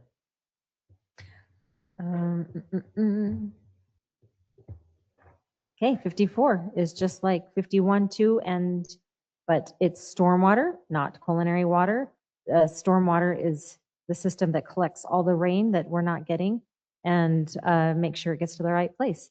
It's the smallest of the four, but again, here's the operating. You would expect to see a small fund balance, a reserve, and then we do have this one's a little bit different. It's not strictly a storm impact fee like culinary and sewer have. It's a very specific area storm water impact fee. So this is a North Village stormwater impact fee for projects in that area. Any questions? Is there anything changing in how stormwater is dealt with in the state that we should plan ahead for? Is like there anything changing that's like a big cost that we need to plan for? So I think that we are planning and have made changes. At some point, we will become an MS4 system, a municipal separate stormwater system. That's what that stands for, MS4. Right now, stormwater permitting in Heber City is actually run by the state under the state's general permit. Once you reach a certain population threshold, they assign you to be your own MS4 system, and then you need to manage the permitting for stormwater. We have updated some standards and started to collect GIS data on our stormwater improvements, public and private, to help us make that transition a little more easy.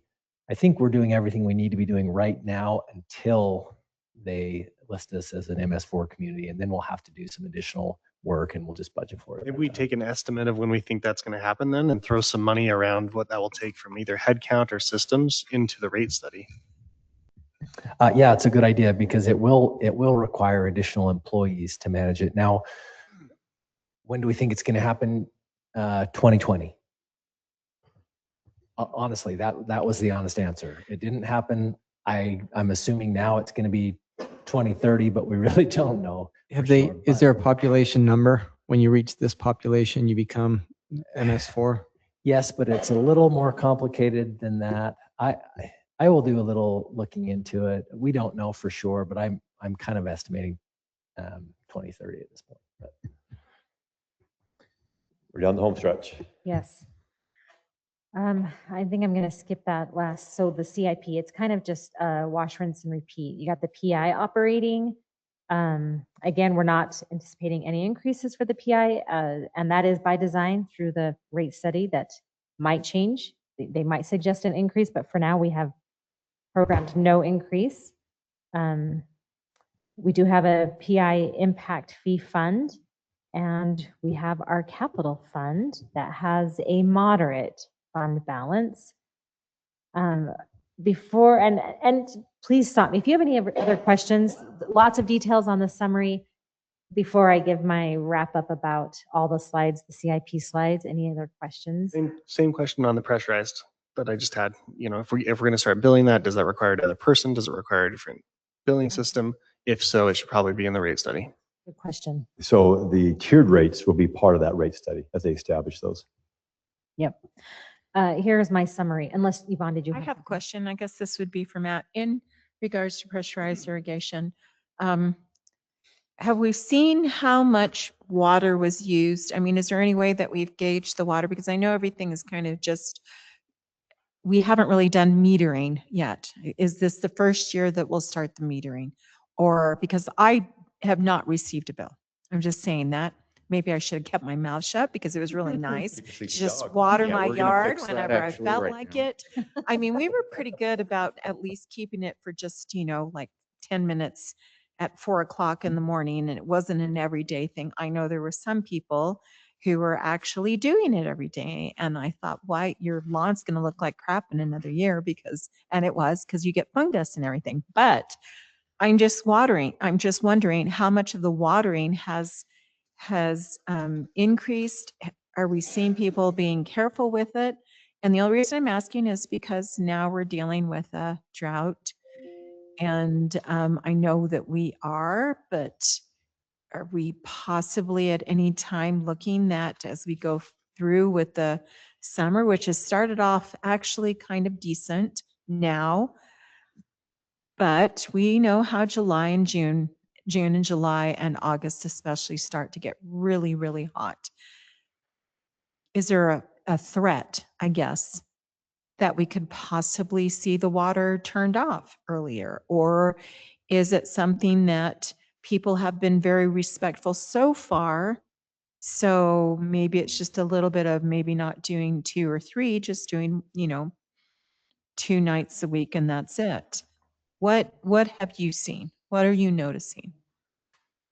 So, A first of lot of all, questions in there, so there just were a try to few. figure If it I out. miss any, please remind me of them. But with what we have currently, we have the pressurized irrigation meters in the system. I don't believe that we're going to be billing off of those meters until next year. Is that?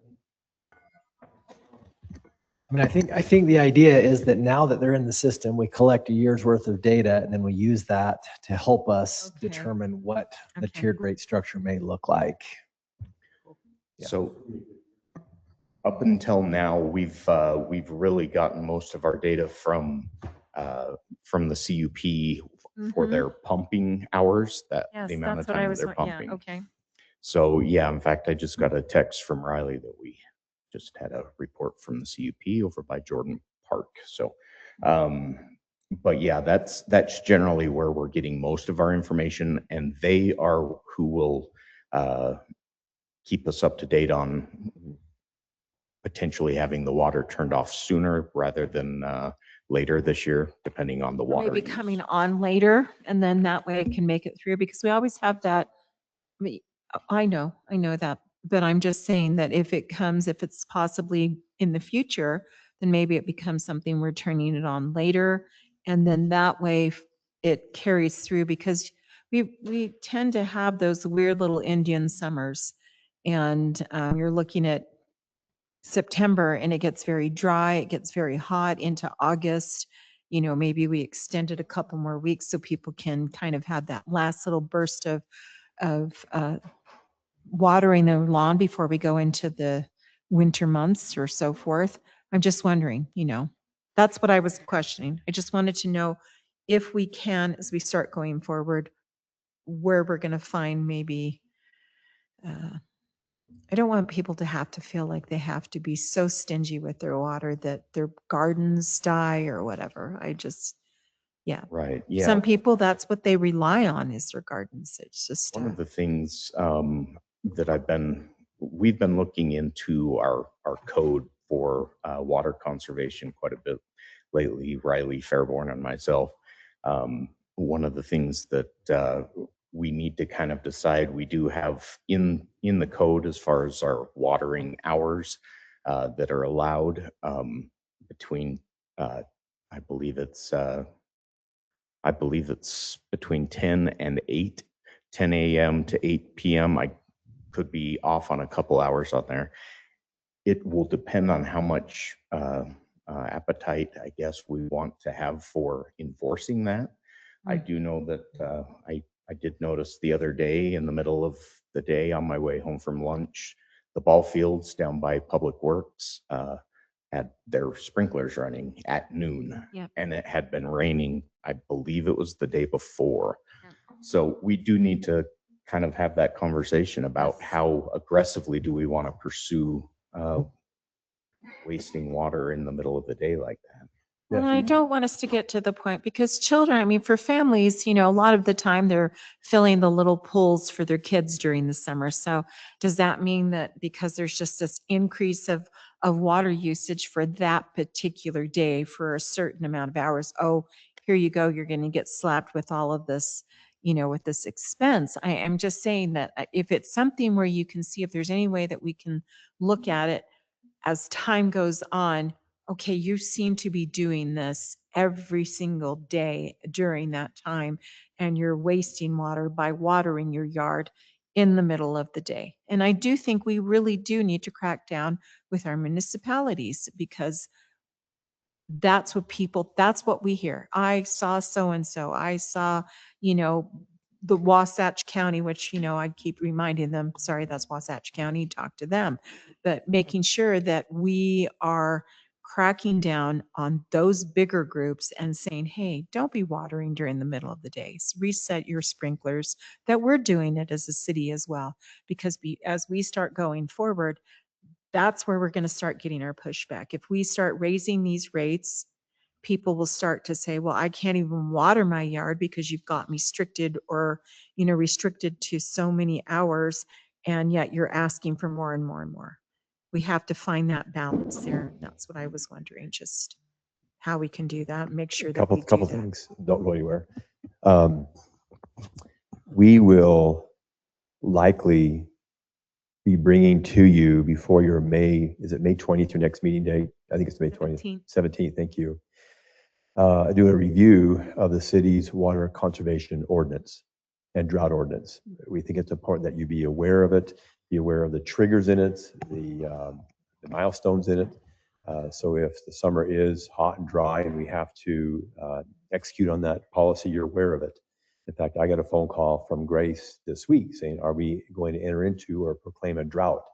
And I said, no, because it doesn't meet any of our existing triggers in our policy. But I think it's important that you're aware of that policy and how it would be implemented and the circumstances by which it would be implemented.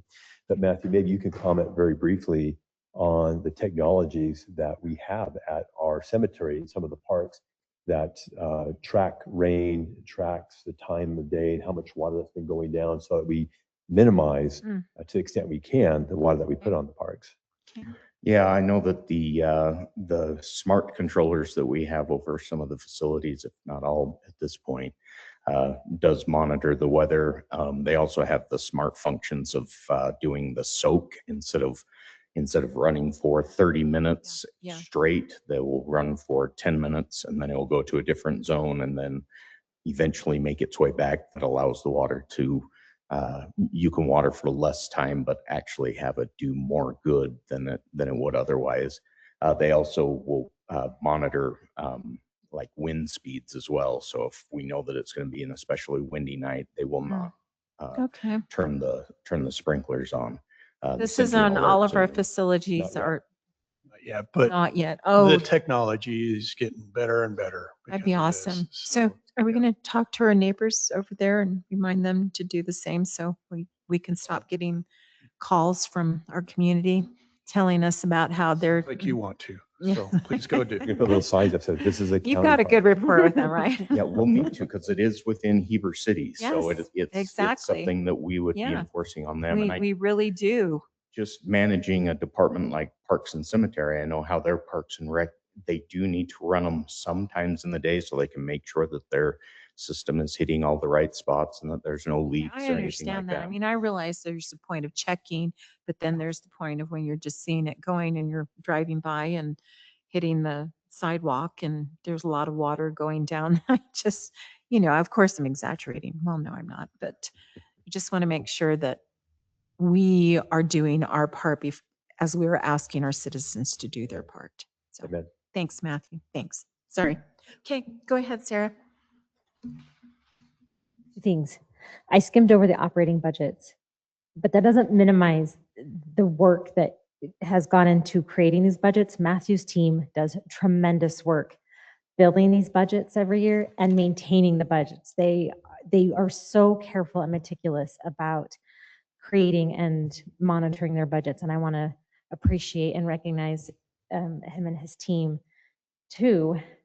When we have new people come on board, Matt does this really clever new employee training, and he talks about how much you are impacted by a city from the moment you wake up to the moment you go to bed, like with the water and the streets and the signs and this. And you should come one time. It's quite clever. I just think that this represents, all these numbers represent so much work that this city does to maintain this city that we love. Like it's hard to comprehend all of the behind the scenes gadgets and gears that are moving. Higleytown Heroes. Are you familiar with Higleytown Heroes? Anyway, no? Okay. It's a show on PBS. But it highlights civic workers. And I am such a local government nerd. I love thinking about all the work that normal, hardworking people do. And if we're doing our jobs, which I think we do beautifully, you don't notice it. You turn your water on and it just comes on. And all of these numbers represent that work that's being done. So that's my summary. And that is our CIP. So to emphasize the CIP, this is it by fund, by category of projects, by amount. So please spend some time making sure you review this and have any questions, please get with Sarah or I, because this is your capital budget. So council, you have a couple of, we're going to do a couple things. First, I want to get some feedback to you on some key policy decisions that we've not wrapped up yet. And then Parker's going to spend a few minutes talking about court consolidation. So that'll be your last presentation. So a couple of key policy issues. The Planner 3. What I heard from you is that you want to use general fund reserves for the salt shed. And then, of course, reallocate the money that was set aside for the salt shed for the planner, the new planner. Is that the consensus? Yes. Yes. Okay. Second issue, tax increase, general fund of 5%. That's going to raise about $174,000. Do you support that inclusion in the fiscal year 27 budget? Yes. Yes. I would say if we're going to do that, then it stays at 5% or less. That's what I feel. That's what we've advocated. 5.2. Yeah, to be clear, 5.2. 5.2. And you say that's primarily inflationary, Yes. keeping up Mhm. every few years instead of waiting for 10 years and having to do a big. Correct. Mhm. I think it's Here's my question on that Yeah. as well. So if it's at 5.2, we started at 2.0. I remember that was something that I actually pushed back in 2023, that we start doing a perpetuating 2%, 2%, 2%. Mhm. So here we are doing a 5%. You didn't do it last year. I know that. We didn't do our 2% last year? No. No. Okay. So here's the question then. Do we need to continue having that discussion, or maybe this is something that we learn from those lessons? I know people will say, well, why do you have to raise? Why does it have to be a perpetuating 2% so that we don't have a 5.2%? That's what I'm wondering. Should we consider keeping that perpetuating amount at 2 or 2.2 or 2.3 or whatever, so that from this point on, we know that that's where it stays? I know that there has been discussion out there about California and how they do it in California.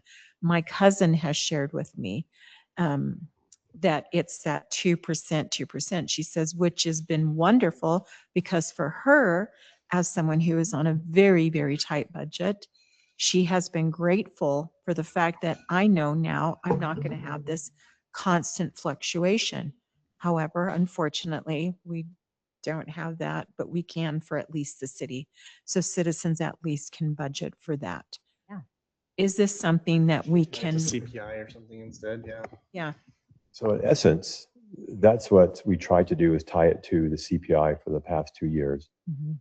If you look at the inflationary rates coming out of COVID, it was pushing almost 10%. And so if you were to say, our goal is to do 2%, when you have a 10% inflationary rate, is that really doing the right thing? I recognize that even 10% is a big number. It's going to impact a lot of people. I get that. But the 5% I think is reasonable. We didn't do a rate increase last year. The $850,000 home was $19 a year, or about $1.50 per month. Homes that are valued less are going to be less than that. I think it's reasonable, and I think it avoids what I would refer to as the situation that caught the state legislature's eye this past year, where cities were doing upwards to 15-60% increases. I That's think that's irresponsible. ridiculous. And I feel that, and I know that there will be citizens out there who probably absolutely disagree with what I'm saying. But for me, that's how I see it. I feel that it's irresponsible when you have communities that do that and ask for this sudden rate hike that is already in a community where they're already struggling, where they're similar to what we're seeing here in Heber. And for me, I feel like if citizens understand that there is that 2% and it's staying there, and they know that, okay, well, thanks a lot. And if there's ever a point where we can say, okay, we don't have to do, or we cut back on something else because we have thought ahead and we've done this 2%. Is there a way for us to explain that to the citizens, that this keeping us balanced at that point prevents what we're dealing with here? We get everybody up in arms. It's a frustrating situation. I don't want people to come walking in because they're saying, wow, here we go again with a 10%. Oh, next time it's going to be higher. If the economy doesn't improve itself, doesn't correct itself, and we have seen that over the last 5 to 6 years, it has been up and down. It doesn't seem to want to balance itself. And I'm sure a lot of it has to do with the political situation. But that's what I'm questioning. If we keep it there, if we're cautious, if we're mindful of the fact we have this 2%, then we keep ourselves budgeted so we're not catching up, or we're not constantly losing and having to go, uh-oh. Thoughts. One, imagine the outcry. Let me back up. You're going to get some that show up and are upset even at a 5% increase. No question about it. But imagine the outcry you would get if you did not occasionally do an inflationary rate increase and end up eventually having to do a large 10, 20, or 30% increase. Imagine the outrage you're going to get there. Two, I recognize the politics that's involved in running a local government, but I see it as a business, and we got to run it like a business. And businesses increase their rates to cover their costs in order to stay in business. And this rate increase is necessary as a business because we have inflationary pressures, and we want to avoid the large rate increase later on, which is going to be sticker shock, which I think people should be upset because we're not running it like a business and keeping rates increasing gently, incrementally over time. That's how I see it. That's how I felt too. But the incremental will help us so that we don't have the sticker shock. Correct. And we can have that and know that it's there no matter what. We don't skip a year. It's just every single year. I mean, there needs to be at some point a cap. I don't know. That is how they do it in California. That, of course, goes to our state legislation because that was proposed this year in legislation, and they shut it down. They didn't allow it. But I feel like if we're cautious and if we do something like this, where it's very small increments, but consistent, that's how I feel. But I don't know if everyone else does. I'll just add I went back and looked the last 26 years since 2000. Inflation has been just at 100%, 100 point something percent, 100.4. We've increased our rate 60%. So we're quite behind where we started 25 years ago because city councils haven't been willing to do the hard thing and just what Yvonne said, keep up with it. And so I think we've done a better job the last 4 or 5 years, but we were still a little bit reticent last year. And every year people are reticent to even add 2 or 3%, but the average is about 4%, not 2. I think what we're doing right now is wise. I think it's very wise. We absolutely should be doing it. And we should do it again next year. Be a different, well, next year will be the same council. In 2 years, it'll be a different council. And you know what? They'll do what they want. Whatever we say, if we want to pick 2%, it doesn't matter to them. So I don't think we should even do it. They're going to do what they want. I hope they do the right thing. That's my feeling, council. All right, so next policy item. Could we Please. part of that? Can we set an August date? Because I'll need to notify the county with a time and place. Yeah, let's set an August date. Can we do that in the May council meeting? Is that Sure. too We late? can't Yeah, vote no, tonight, that's can good. we? Yeah, let's I have do one more comment. I really appreciate you, Sarah, taking the charge on this with the new funny things the legislator gave us. But I'm also uncomfortable that it was made and you had to do it. But next year, we should be talking about it before you get to pick out the 5.2%. Yes, and Because that is if a you're telling us recommendation. that's our max, we may have needed 7% Oh, or I sent an 6%. email that clarifies. That is not, I did not set a limit on you. We can adjust that up until June 22nd. Okay, Yeah. I understood. You said it and that was We done. actually thought that too. Yeah, until we did Sarah the too. And research. the tax I'm commission good with it, confirmed. but Yes. it just seemed a little odd that we didn't come up with that Yeah, number. Yes, and that's what I said. Yes, you're exactly right. When I emailed the tax commission, I thought it feels really strange that I would constrain my city council by presenting this I felt somewhat, it's not arbitrary, but like, here's this number and now you are stuck to something that I have developed. That felt really strange. But no, we just have to prepare a new impact statement. Yep, that's it. Just Okay. create a new statement. Thanks. Yeah, thank you All right, for a couple more clarifying. quick policy issues. We talked about Fund 42, trying to find a specific amount. I think what I'm going to do on that one is make it part of your retreat next year in terms of identifying a policy that will govern the amount that will go into 42 annually. So that don't do it right now, but at a retreat. Okay. The rates, enterprise rates. We've advocated for rate increases in your water and stormwater, but not in your sewer and PI. And to do a rate study this summer and fall that would also establish tiered rates in the PI system. You support the rates that we're proposing. Remember, we're not proposing any increase in the sewer, even though the rate study said to do one of 8%. Well, we can change this again. After the rate study, we can then revisit it. We don't have to do it once a year. We can do it. But the rates I'm advocating to you and that are For in your the- budget for would the go into budget. effect as of August 1st. I say we do it now and we could back off of it if the rate study says it's not needed again. But I think if we, I think we told the public it was coming, right? We said, we did this thing, here's the multi-year step, this is what it's gonna look like, go ahead and plan for it. We told them that, we brought it up again last year, that was 2 years ago, right? We brought it up again last year, we showed it again, brought it up again tonight, and we're saying maybe we don't wanna do that. I think that's wrong. I pay agree. the rate. I just agree say, with like, Aaron. I think we have to be intentional about that number going up and saying, hey, it's going up for a reason. We have another $50 million project coming. By the way, it's not 50, it's 65 in 5 years or whatever it is, Could right? be. That's my vote or my opinion. I don't think we're covering our costs or our depreciation anyway. And we should be. Because in 30 years, 40 years, you'll be doing Valley Hills. Yeah, here, try. I mean, we're not covering those costs right now of depreciation.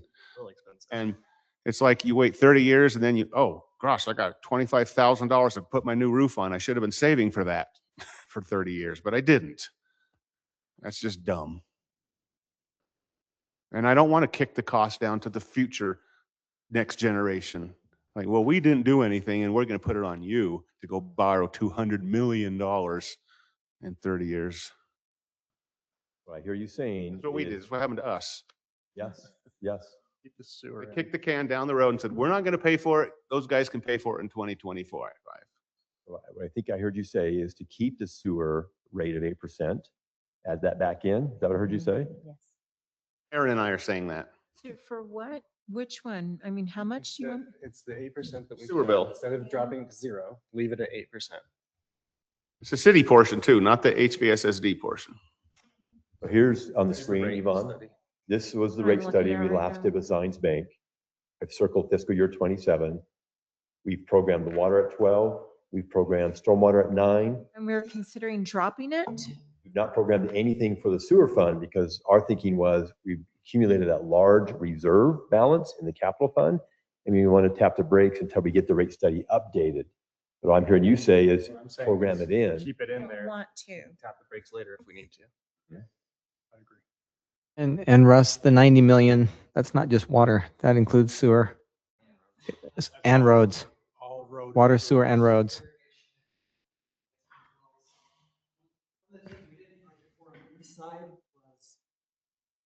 One of the things we didn't budget for on the east side and had to figure out was stormwater crossings, like culvert pipes and stuff like that. And so I've adjusted on the west side to try to account for some of those things as well. I say we keep it. We noticed it. We talked about it. Yeah, we keep it. We But come Mike drop raised it it. later. if we Mike need to. raised an interesting notion. Rather than increasing the sewer by 8, maybe push that up to the water where we're not seeing the accumulation of fund balance like we are on the sewer. But it's, so we still can use it for both, right? I It's wanna- just allocating. No, I'd rather get the rate study done and then look at the water. This is what we've already worked on for 3 years. We've been going off this chart, well, 24, 25, 24 years. I think it was a good idea. We paid a lot of money for this study. Let's follow it Okay. until we have a new study that tells us otherwise. otherwise. Okay.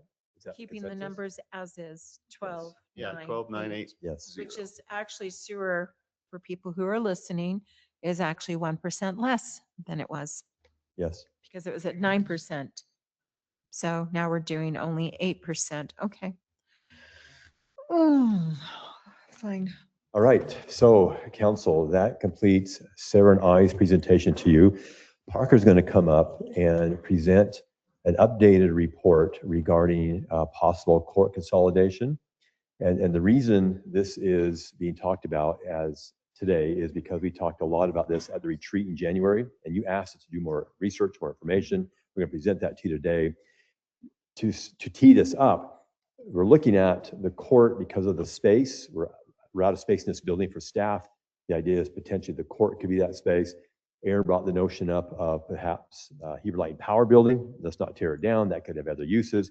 So we're going to incorporate that discussion into what Parker's going to tell you in just a couple minutes. Can we take a Want to take a break? tinkle break, Yeah. please? I was Okay. Thank you. Thank you. Good idea. What did you call Amazing. Presentation up. I've never used it. I've never used it. How often has it been used? A lot. But yeah, in years prior to me, thankfully. But she used it a lot, Rachel. Okay. We owe our city residents. Did you see, I just sent you the link. I should send it to you. Did you see what? For their salaries?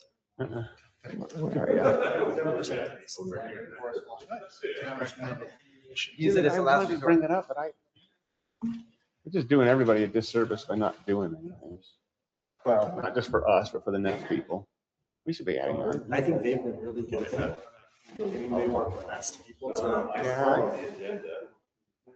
Maybe next year.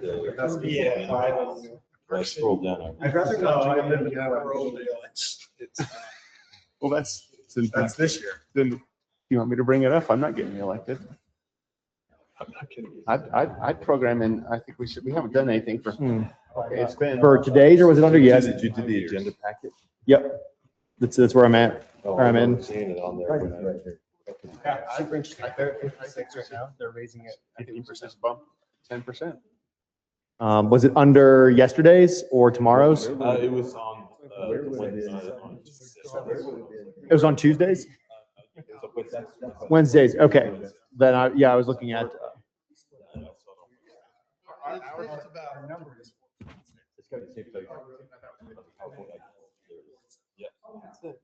All right.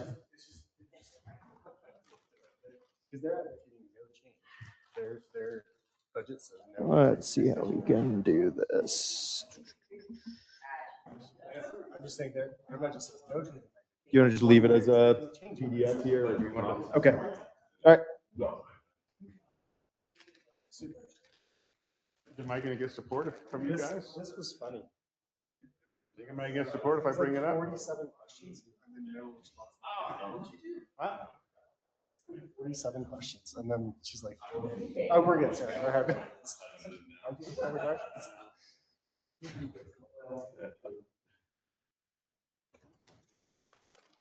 I think it's worth bringing it up. Okay, Yeah, I will. I mean, I think it's more important to have good candidates come forward next time, right? I mean, I'm happy to say, listen, I want I've had a real and serious impact. What's that? It's funny to say we need better candidates. No, I mean, But you're exactly right. I've had a real and serious impact to my business. Yes. And All of other us. people that I know, Serious impact to our income. and other people that I know that having someone there to help them to offset that makes sense. It is a considerable amount of time. I haven't lost a ton of business because I pissed people off. I've lost a lot of business. I'm not You don't have like time. there enough to keep No. running, keep pushing. Yeah. It's an interesting People are part. not hired. Yes, I lost business, lots of it. Well, I have also a lot of things. But the it's the biggest time. thing, It is the biggest thing hundreds is of the hours. time. The biggest thing is when I go to these conferences, I'm like, you should do these things. And I'm like, cool. With what time and sleep, right? Like, Yeah. It's why I encourage people for the money. I got $5 grand for the season, which was a full year. Yeah, you can see. Yeah, you don't do it. Well, you coach us. It's fun too. Well, You have a good time with it. Aren't you having fun? I'm having fun because it's you. I have fun with you guys. Some, yeah, there's some of us like, yeah, we get it. Others, crap, well, There are days I want to just slap people. so when did they come? Yeah, it's today. It's like on there. It's on the KPTW article. I just sent it to Mike. I'll send it to you in a second. I just thought it was super interesting. It's like, that is it's going from 385 mayor and council to 587. That's the total. Yeah, that's one of our. That is enormous. Yeah, not this kind of justice. It's kind of amazing. How much property tax are we getting?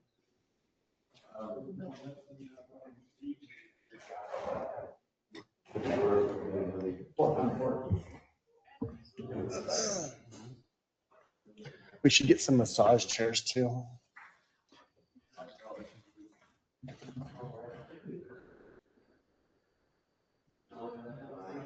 $15? No, that's the total amount.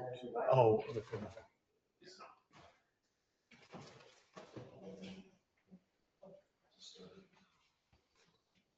So I went down, got wined and dined by Sons.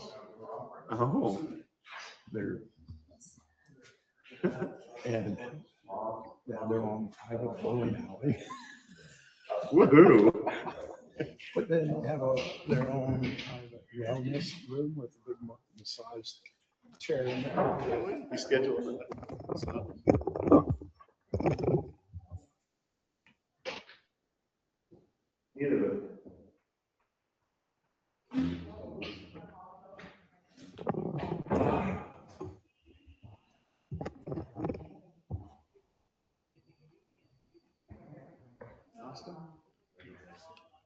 Oh, we may not be able to, Mike. I was reading this and it says those kind of increases require public hearings. Oh, probably just don't talk about it. Everyone, are we ready to begin again yet? Yep. Yes. All right, please go ahead, Chief, if you're ready. I will, thank you. Before I start this presentation, though, I just wanted to clarify on the animal control. We have been working on an RFP for a period of time. I was directed by the board to put out that RFP. That RFP is just for information on the cost for the designs. It doesn't obligate us to anything. So you might see that RFP come out. But it will actually help us as well, because it'll give us some additional information on, potential costs and stuff for the shelter. Does that make sense? Okay. So last time we talked and some of the slides are similar, are the same slides that I left in because I thought they were still relevant. And so some of those we can skip through pretty quick. So the reason we're having this discussion for operational efficiency, possible cost savings, improved service to the public, staffing stability and resilience, space needs for the city, improved parking in the downtown, strategic future needs of the city, and it's a long-term planning decision, not just a budgetary move. I think that's important. The Heber City Justice Court, just to recap a little bit, it handles small claims, traffic offenses, violation of ordinances, Class B and C misdemeanors, and it's locally established and funded, and it's the incidents that occur within the city limits of Heber. We have a justice court to provide local access to justice, efficiency and judicial economy, support for local governance, local control and accountability, cost-effective service delivery, state oversight, and due process. And the state oversees all the justice courts to keep them kind of consistent. The Heber City Court right now, it's currently staffed by a part-time judge, and who is here with us. So if you have any questions, I'm sure he'd be more than happy to talk about it.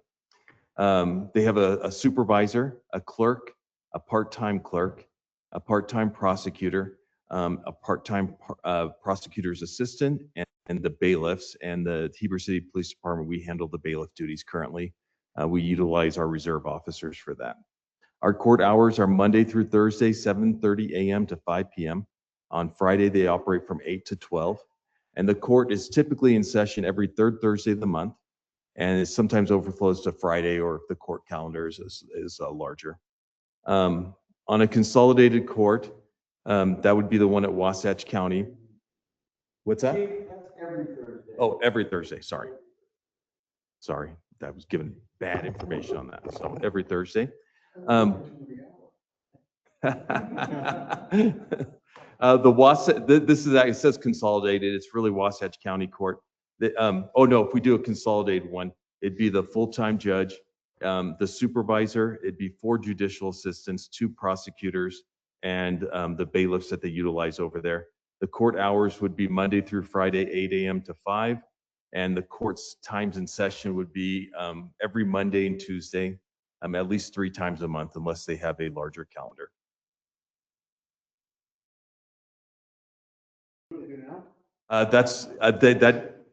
Yes, but it is actually what they do now as well. So if they actually, it might even extend further into that, into additional judicial days. They might have to go 4 times a month, or extend Monday through Wednesday. They haven't figured that out yet. The Justice Court consolidation costs. This is kind of the newer area that we were able to get some costs from the county. So currently, for our Justice Court, we're budgeted $619,000. Our revenue is approximately $523,000, which puts us in a deficit of about $96,000.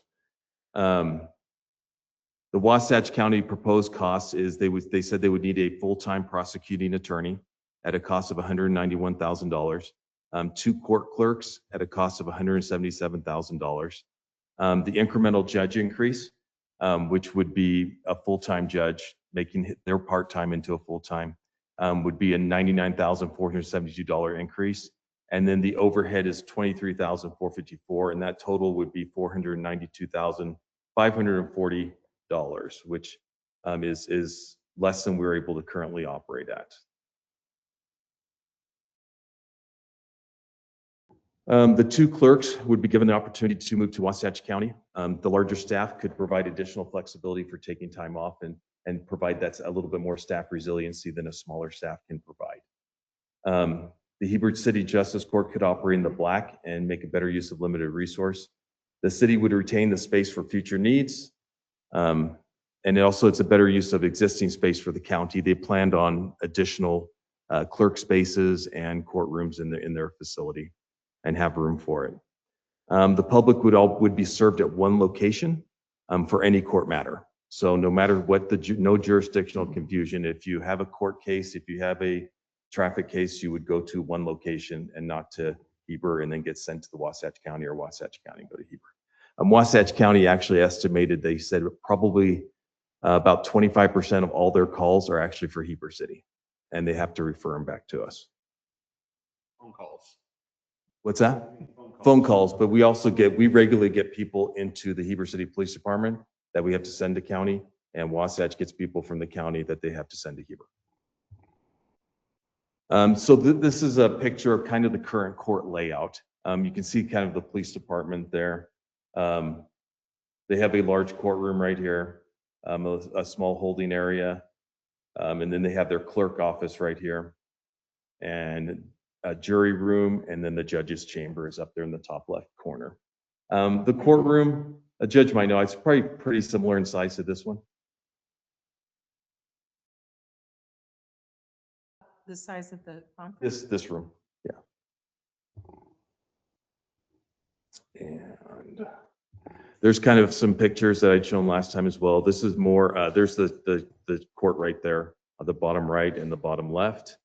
The top three pictures are the clerk's rooms.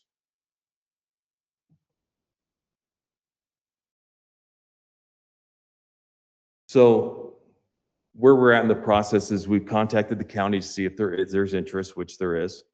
I have distributed a sample MOU. That MOU has not been gone to any attorneys from the county or from the city. And the county has provided that sample budget to us. And really what we need to know is this something the court wishes us, is this something the council wishes us to continue to pursue? Do you want me to come back to you with an MOU with the Wasatch County to look at? I'm interested. Go ahead, Mike. I am not interested in doing this. I think it's important for a city like Heber and a city that's growing to keep their court. I think it's important that Heber City citizens go to a court that's run by the city, that's administered by the city council, that's local in here. I know once we give it up, we'll never get it back. I remember, I don't know, was it 10, 12 years ago, there was talk about getting rid of our police department and letting the county sheriff run it.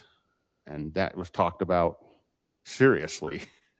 And I'm really glad we didn't do that. I mean, I wasn't on the council. The judicial council did say we could get it back as long as we did it the correct way. Well, we could get it back, but it's a big push to get it back, to start over, especially if we start using the space for something else. I mean, I don't think that would happen. So my personal opinion is, I think it's worth the gap right now of $100,000 to keep our court. It's my personal opinion. And if we, I guess that's all I just need to say. So here's a question. I think you've shared it with us before, but just out of curiosity, what other communities do something similar to this, and what has been the benefit? Have they shared what that benefit has been? It's been done in over 20 communities. The Judicial Council in Utah actually recommends it, and they support the consolidations of the courts.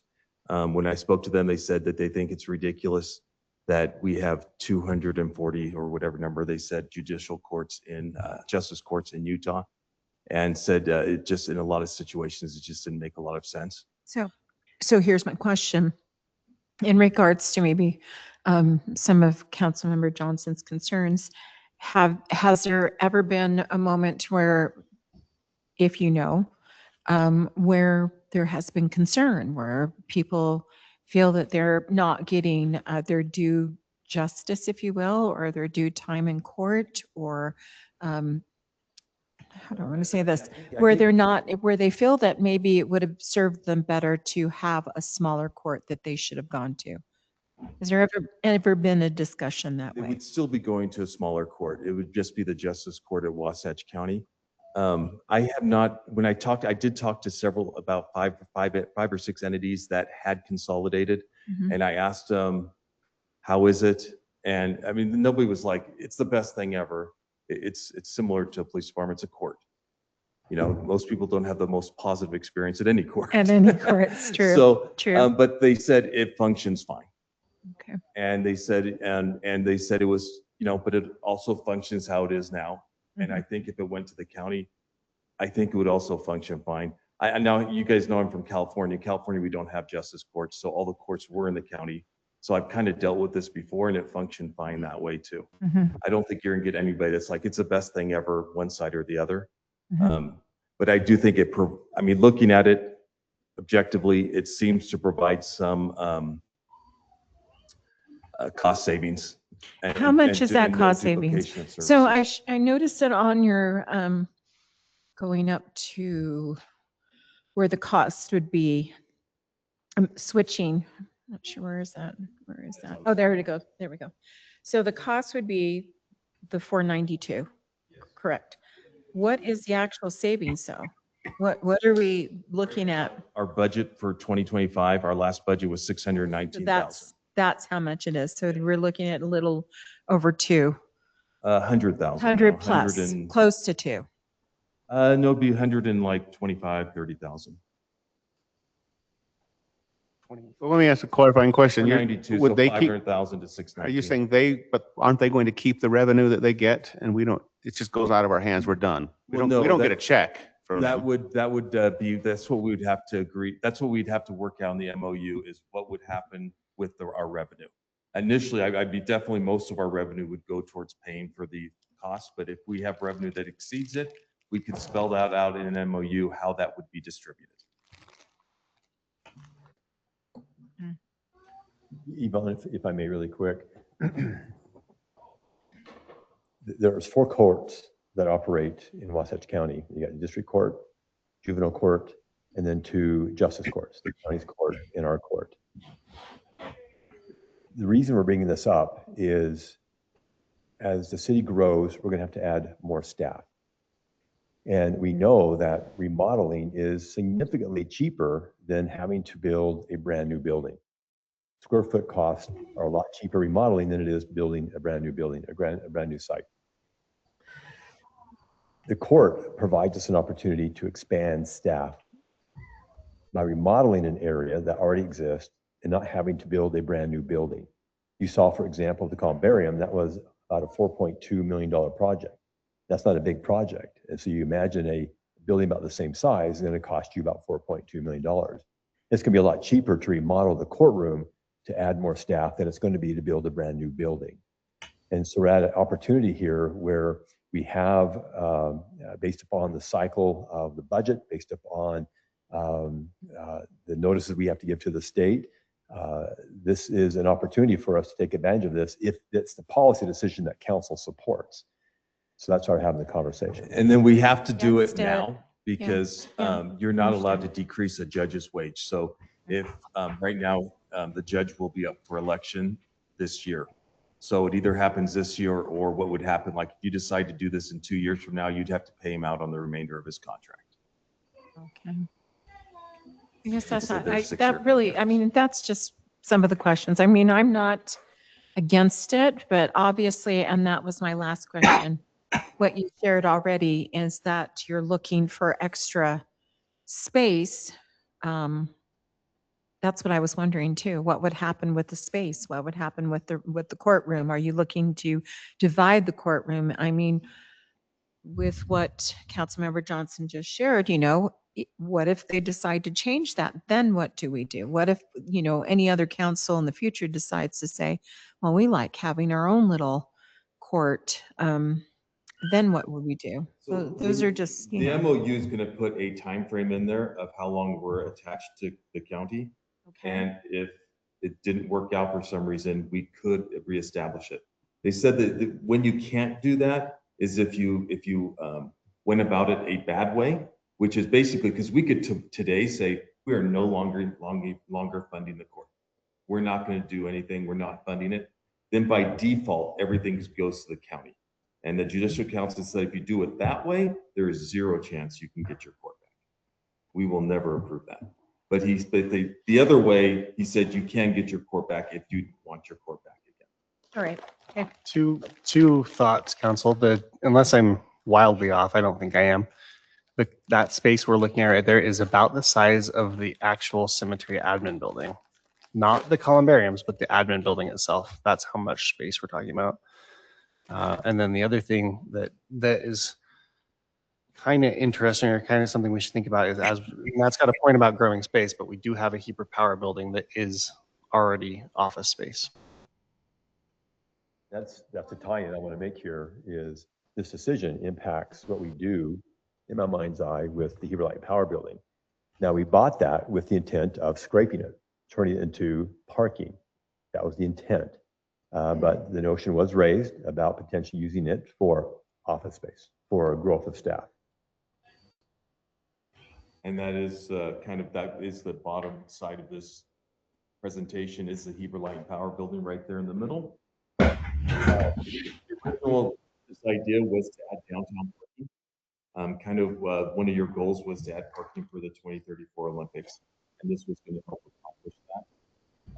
This was a rough, not accurate, but it was a rough design idea.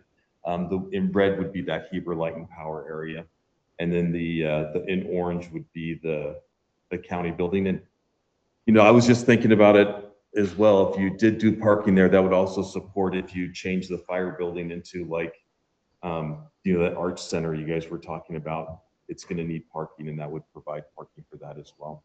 So let me respond to this exhibit.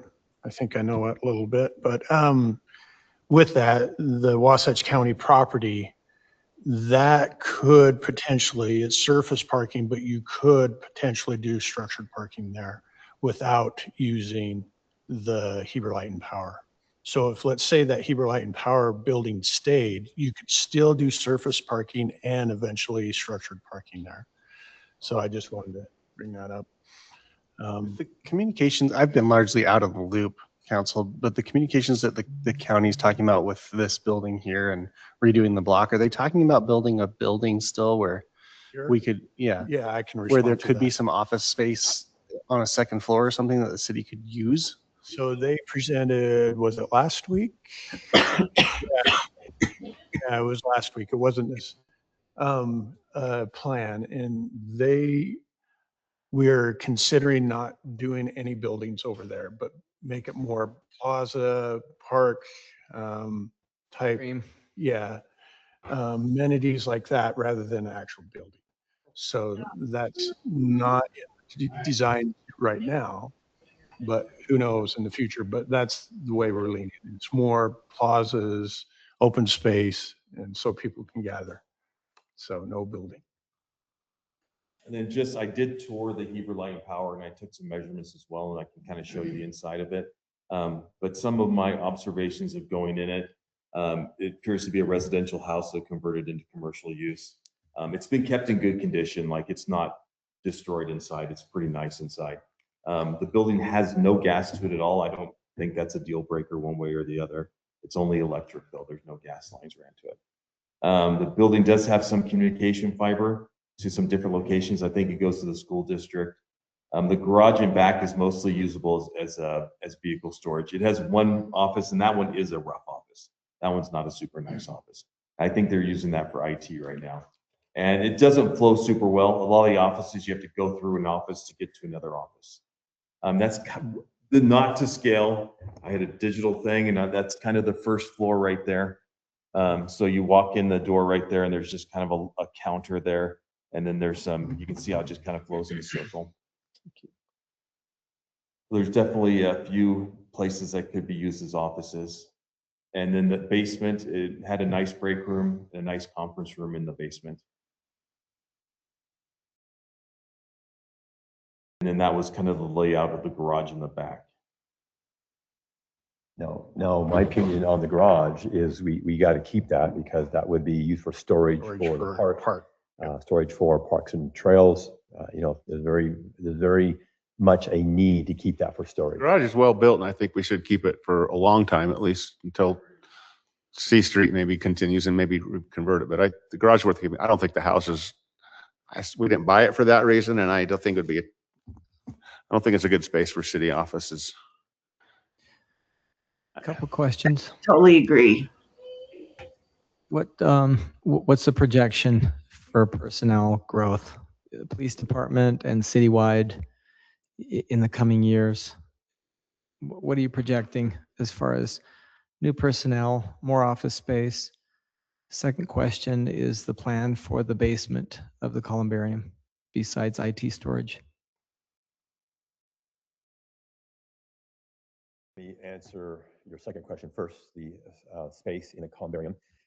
We built that with the intent to grow into it, whether that's with parks and trails or another division. IT uses some of the space in the basement now for storage of computers, things of that nature.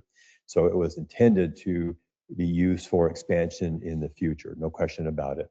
It was cost effective to do it as part of construction, so we did that. Now, growth into the future, your fiscal year 27 budget includes 4 new staff members. One will be a permit tech, which will be actually 5 now if we add the planner 3. We just did the remodel, which is going to provide space for both of those. Had we not done the remodel, we would have been out of room. But any additional staff is going to require us to go somewhere else because we have 2 spaces for those people. We planned for it, we remodeled for it, and we can absorb them in this building. But as we continue to grow, we got to go somewhere else. There's no more space in this building. We've maximized every space in this building to the extent that we could. Good point. Right now at the PD, we have, we provide a cubicle for each officer, and we probably have 2 cubicles left. After that, they'll have to start doubling up on space. The columbarium is a beautiful building. I toured it. What are the plans and timeline to build out the basement, or is that still being discussed? And what about ADA compliance and the elevator, the lack of an elevator? Is that an issue? Can it be office space for any city employee? No, because we don't have the ADA requirements. It was intended to be for staff space, staff storage, things of that nature.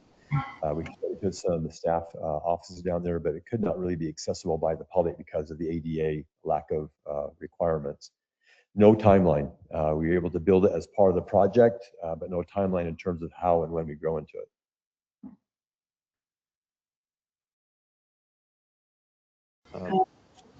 Chief, that police building was supposed to last us 30 years, and you're telling me you only have 2 spaces left? That's where we're at right now, yes.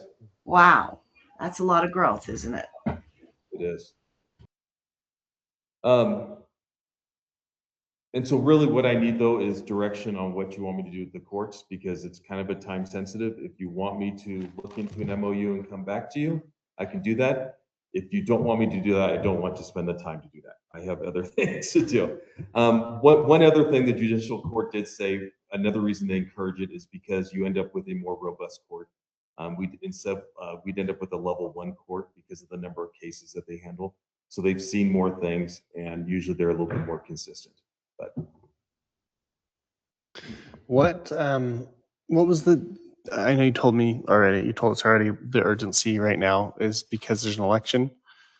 yes, so if the judge's term is up right now, so the end of his term is December 31st, 2026. So if we were to go to January 1st, you're not allowed to decrease a judge's wages. So if you decide on January 1st you want to consolidate court, you would have to pay him out on a 6-year contract.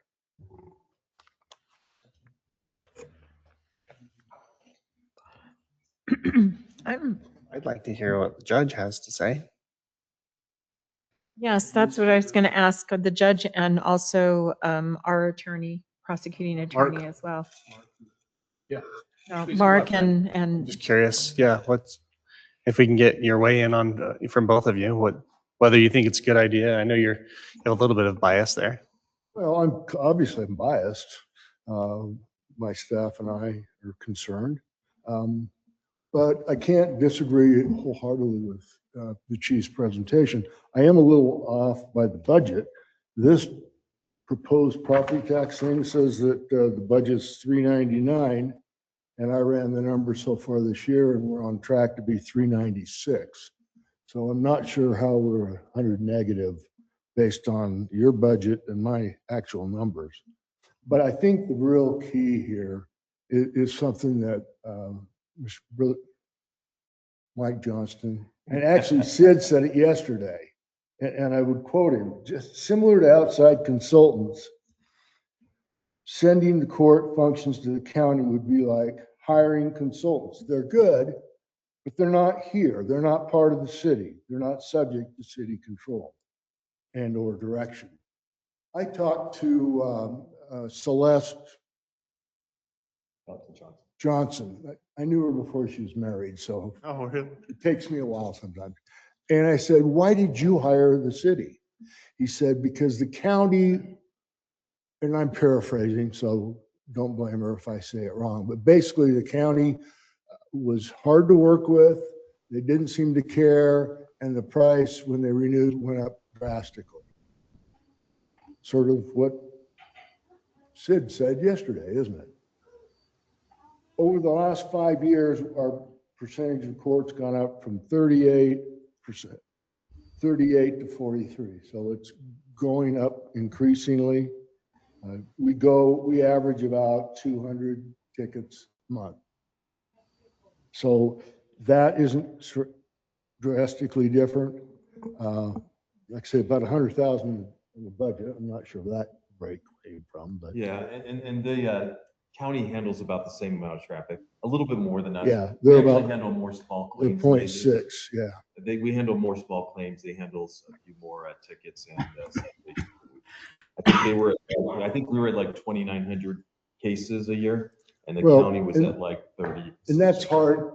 You really can't compare with that, because if you get 2,900 traffic tickets, you might only be a quarter-sized court. Right. But if you get 2,900 marijuana DV cases, Right. you're going to be at a 0.7 or something. And both of our courts, the majority were traffic citations. So, that's why I have two numbers. I look at number of filings, approximately 200 a month, versus the weighted caseload, because that takes into account. For example, I think we get 4 minutes of credit for a traffic ticket, 400 minutes for a jury trial. Really? So it's really different. And they periodically go through and change the formula, but that's why I only looked at the last 4 or 5 years, because at least the formula has been steady for those years anyway. I'm more than happy to answer any questions you have. I can't really, the real key is whether the city wants to maintain control. The judge is right. In our budget, his department budget is 400,000. But what Sever's budget might include is, well, I should say the chief's budget. Oh my heavens! The I just judge's looked at the budget budget. doesn't include any SRO time, and it doesn't include any marks time. So I don't know if those costs would, if you're incorporating. Yeah, when I bailiffs looked at it, I just and did marks. the court's budget. And that's Yeah, what so grabbed the number. so the judge is right. In the current 27 budget, it is 400,000, but it is only the judge and his staff that are in that budget. So if you want Oh, to so add, I probably included Mark. so Mark is not included in that. None of the bailiffs are included. So the chief is right and the judge is right. Mhm.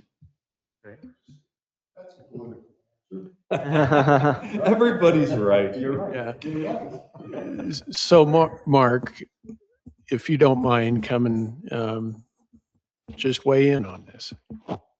Well, first and foremost, it's been a pleasure to be there. And there is a bias, and I fight against that, because Matt's points are valid. It's a beautiful building. You wouldn't have to create a new building, and I want to support him. I mean, that part of it makes sense. I think, but having said that, I think the benefit of the court, if there's a way you could figure it out, is that many people over all the decades that we have done deal with and have an experience with the local government through the court, through Heber City. We don't deal in felonies, but we deal with all the soccer moms. We deal with all the parents with teenagers. We deal with everybody growing up with speeding tickets all the way up to domestic violence and alcohol fights and those type of things and marijuana possession. So just factor that into it in the sense that when they experience Heber City, it's a good experience, I think, setting my bias aside with the Heber City Justice Court. It's always been very accommodating. The county does a good job, but in my humble opinion, they are not as personable. You cannot call really and talk with those prosecutors ahead of time for the pretrial. You have to wait to the pretrial. We had a citizen that kind of talked about this. I was going to talk to Matt about it as well. That it's more difficult that way. The judge's point with regard to the county, it was frustrating for Midway to depend upon the county. That's why they came to the chief, and they love the chief. They do, and I love Midway, but we do still use Wasatch County courts for Midway. So we go, our officers go to their courts, and all of our tickets go to Wasatch County. They don't come to the Heber City court. Yeah, that wasn't my point. My point was police services, they got frustrated with the county. The county is big. It's not going to be as personable. Now, that may not switch over to the good point that Matt makes with regard to you're saving money. You don't have to build a new building. I totally understand that. And I love working with the city.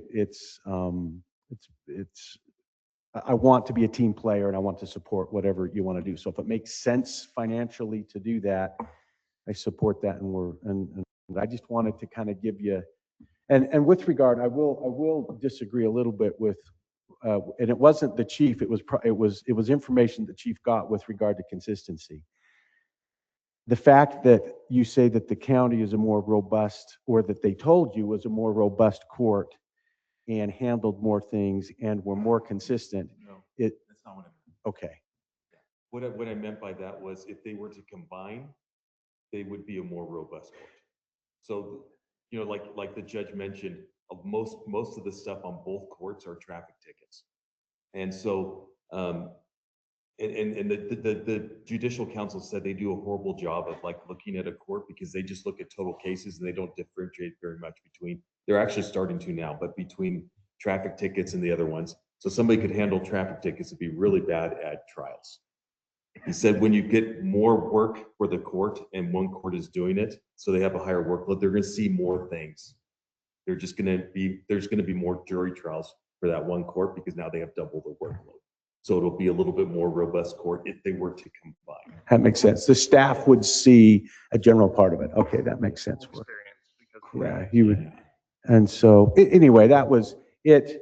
It is a good economic plan with regard to, I would think, if you're thinking you really need a new building and you got that new building over there, you can see how well Matt and when building planning did with this renovation instead of building a new plan, and it's comfortable and good. So to that point, it would make sense. But again, I'm a little biased for it, but I'm a team player on it. Whatever you guys would do would fully support, and it would be great. And to be honest, I'm probably have a little bias too because I've never experienced justice courts. So I've only had it the other way where the county always controlled it, and I didn't have a problem. But I'll just say one last thing. How many justice courts are in Utah? oh, I want to say he said there's like 240 courts. I'm not sure if he mentioned. Yeah. Okay, it was 200. I think people like to have their local justice court. I like it. And I'm going back to your slide. Why do we have a justice court? This is a list, and I agree with it. Local access to justice, efficiency and judicial economy, support for local governance, and local control and accountability. I think those are the most important things. I'm just going to state that again, council. I think it's really important that the people have their own justice court, and we don't just, let's just bypass the county and go to the state. I mean, for efficiency, it's not always the reason the city is in business. And I'm not trying to argue it. I'm not even arguing with you because I love you. My only thing is I still think when I look at the Wasatch County Court that's a mile away, I still see it as a local court. Yeah, If we were in Vernal or something and then everybody had to travel, I'd see it a lot differently, I think. Totally. Yeah, but here I still think that it's local, the judges. But I'm a resident of Heber City and I want to complain to my city council if I'm getting a raw deal in my city's court, and they'll listen to me. But the county won't listen to me or us. We can't control what the judge does. So we haven't had complaints that way. Just saying. I have Well, actually. We don't control what the judge does, but we do have influence on our court and our judge. We can have a sit down and have a conversation with our judge and say, hey, this is what we're hearing. I don't think we've had to do that because I think he's done a really good job. But if somebody came to us as the elected officials, we would address it with him. I think we have that influence. We certainly have influence with our prosecutor too, who really does a lot of work. He's representing the city and he's representing us. That's how I feel. Can I ask you a question real quick for Mark? This is for Mark. Recently, I reached out to Mark for a situation that a family member was dealing with, and you remember what it was. Called you in the middle of the night, asking you, would that be something that's possible if you were switched over to county? You were able to help us. You were able to hear what this individual had to say and their concerns. And you said immediately, I can take that into Absolutely. consideration. Is that the same type of service, I guess, that we would receive if we switched over to the county? Because that's the point, is that at that moment, they had tried going to county. County was very absolutely pushed him out the door and said, this isn't our case. You need to go and talk to the city. And by the way, it's not going to matter anyways, because that's how it's handled in the county. And when I contacted you, you were able to say, you know what, thank you, I appreciate that. And that definitely helps going forward with this case. So that's my question. Can you have that same kind of service for an employee, not an employee, but for a citizen that's concerned and doesn't know where to go if we are a county, part of the county court system? I would say it this way. I think they're good attorneys there and good men and good people. And if they received direction that they wanted that culture to be that way, I think they would accommodate. I think they would do that. I think if it's a county court, how you communicate that as a city would have to be indicated. You could put it in the interlocal, you could do that, but it would be an extra step. But I appreciate that, and it's so it's hard. I mean, I think the other thing is that if you, notwithstanding the fact that it would go to the county and there are reasons to do it, if things happen in the city and it's still prosecuted by the county, the perception for a while or would be it's still the city. And so depending on how they handle it, notwithstanding that's the county that's prosecuting, if it's in Heber Street, they're gonna have a sense that it is the genre of the city. And definitely it is still a city case. Like when I was in California, if I had an issue with how a case was handled, I went as the chief and met with the judge of the county. And that would probably be a good gap stop that you could do it. That's what would happen. If I wanted, for instance, we had a lot of homeless issues and there were some crimes that they weren't being taken seriously like we thought they should.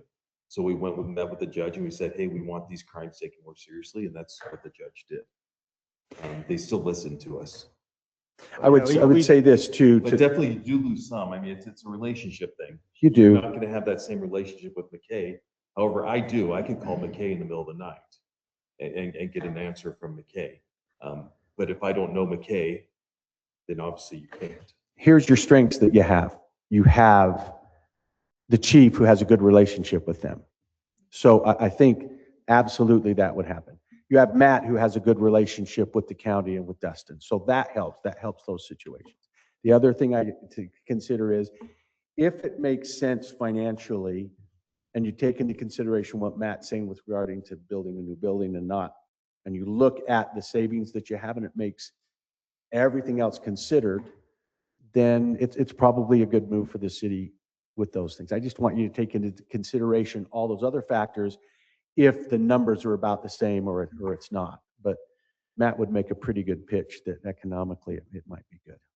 I'm just trying to be balanced. I want to support him. I want to do it. It's just. Which would it, flashback to the people side, people slide real fast. Which people, sorry to say it this way, which people go away, which people stay but get moved to a new organization? So basically, what would happen is we had Diane who just retired. And so we filled her position with an employee that was already there. So we have not backfilled for that employee. So the two employees would be given the opportunity to go to Wasatch County. Well, that have to, the caseload is going to almost double. They're going to have to take them. And you could do it with Need 'em. yes, but don't you think they could do it And to with be two honest, rather that than would be three? part of the MOU is it wouldn't be an interview process. They would be required to take them. In fact, the Judicial Council said that that's their main concern is that employees, the clerks don't lose their jobs. He said that's like their number one concern. So we'd almost in the MOU spell that out that they would be required to take them. But that's also assuming the employee wants to go there. If the employee doesn't want to go there, they could obviously, go somewhere else or maybe apply for another position within the city. And then we wouldn't have a city justice, so we wouldn't have a need for a city judge, so there wouldn't be an election because there's no position there anymore. And then we wouldn't have the need for a city prosecutor anymore, so that city prosecutor role would disappear. That role would disappear, but in Mark's situation, he is 3/4 essentially a prosecutor, 1/4 assistant city manager. He'd roll into a full assistant city manager. I know what I was going to say, and I forgot it for a minute. Chief keeps saying you can't reduce the judges. Yeah, but I could quit. And I would rather tell you that I will quit at the January or February or March rather than you pull the trigger without thinking through your options, okay? I'm sure that if I contact AOC and say, hey, they want to do this, and I'm not going to hold their feet to the fire for another 6-year term, they would do that. And I would do that because I don't want you pulling the trigger prematurely. Yeah, I'm just stating what the law is. I understand. Yeah, and you can't, and the reason for that is really obvious. Maybe it's not obvious, I don't know. But oh, Judge, you didn't let my cousin off, so we're going to knock your pay by 10%. I totally understand why. Every once in a while that kind of crap happens. But you thought, thank heavens. I'm glad that's there. There is actually some independence in the judiciary. That's good to know. Thanks. Matt, I have a question. So I'm not real familiar with it, but Senate Bill 134 adds additional district court judges, correct? Including one in Wasatch. Is that right? Or I'm not sure. I don't think courts because those are all done over there. So I'm not 100% sure. Fourth district? Yeah. Judge maybe is a court. Yeah, I don't think okay. I was just wondering if that Senate bill affects adding an additional judge here and. It wouldn't affect the justice, because it's lower level.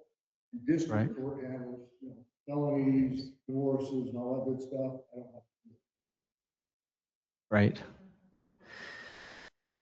The reason the courthouse was expanded here is because they're overwhelmed, right? Yes, they had a justice court, they have a district court, they have a juvenile court. Then they made another room into a secondary court. They were still stepping on each other, trying to get the juvenile and the adult courts. Just an overwhelming caseload. they have a brand new facility. It's really nice. I took a tour of it. Ours is very nice, though. We have a really nice court. It is. I can assure you, the only justice court that's had a felony murder trial is when, after we got put up, they had a felony murder trial, and our court was the most modern, contemporary, and able to handle the jurors, even though it wasn't designed for 12 jurors, they put them in. Yeah, we have a nice court.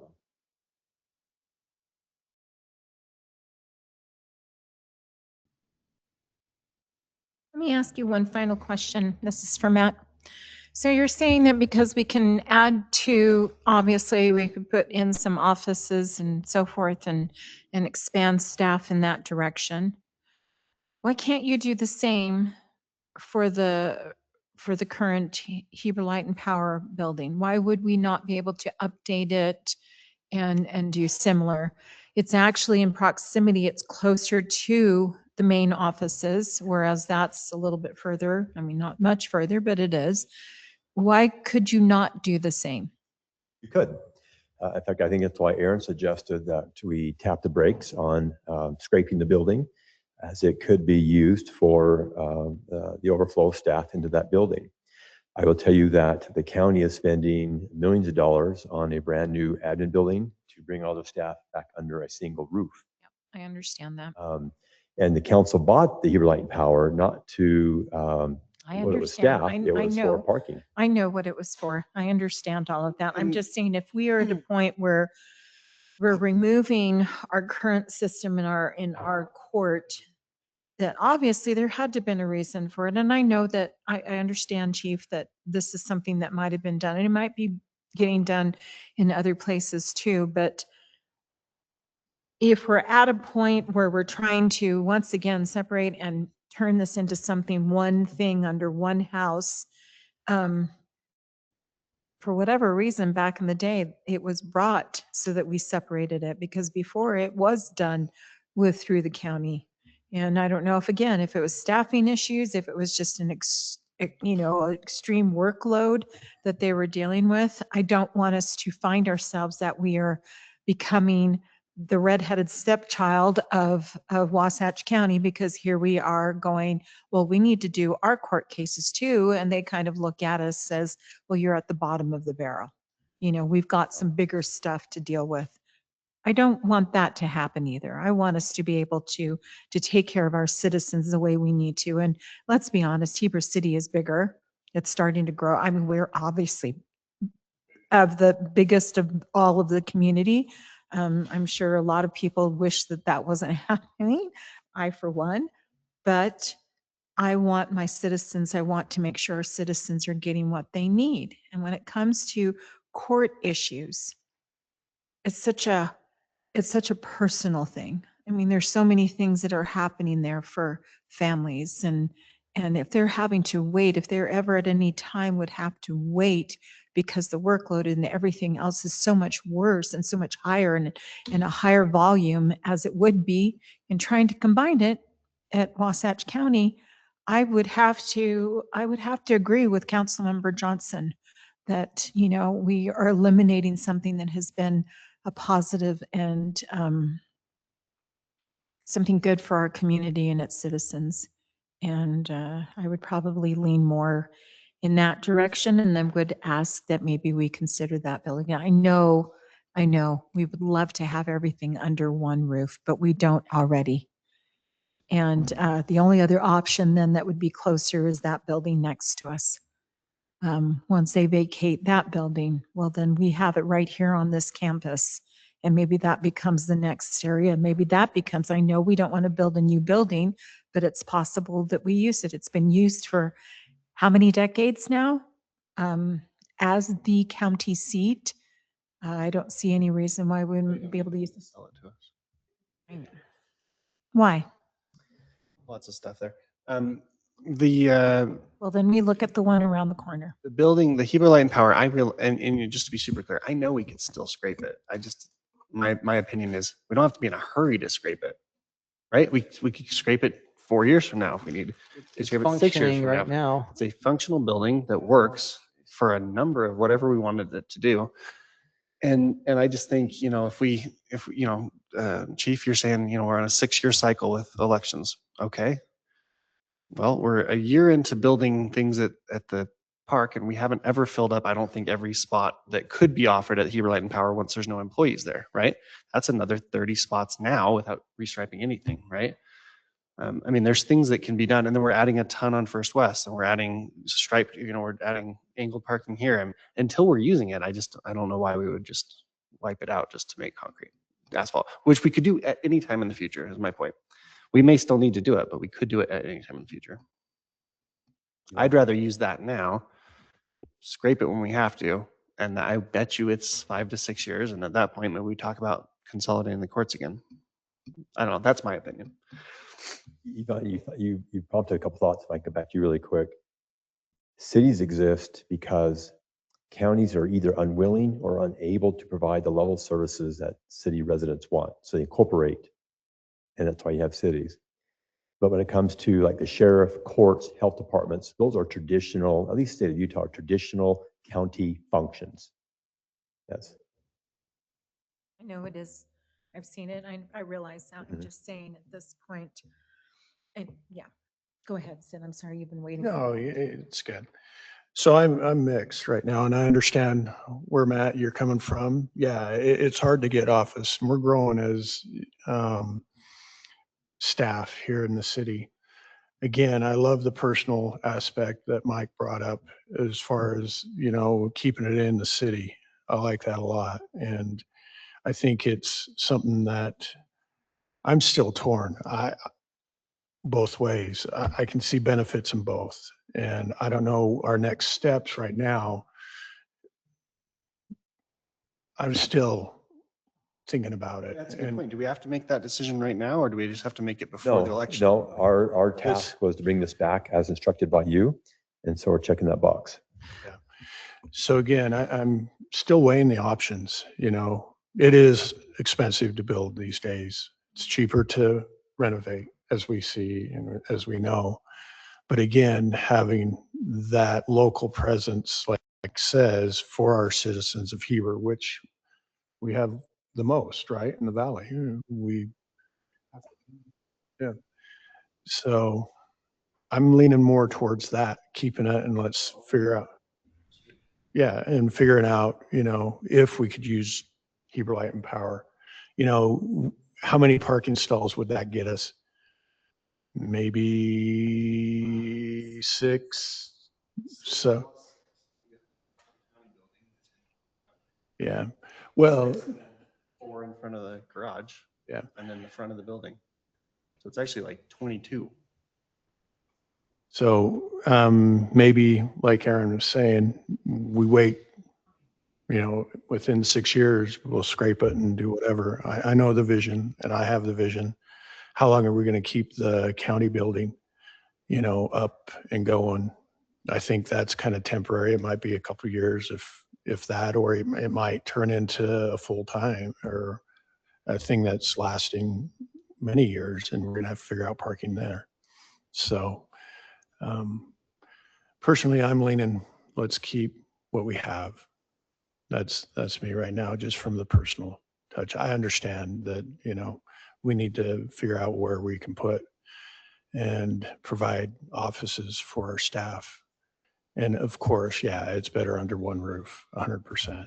I've seen the county, buildings way out by the transfer station, and then planning's over in the old hospital and so on. It's kind of confusing for, people coming into the city or the county. Where do I go?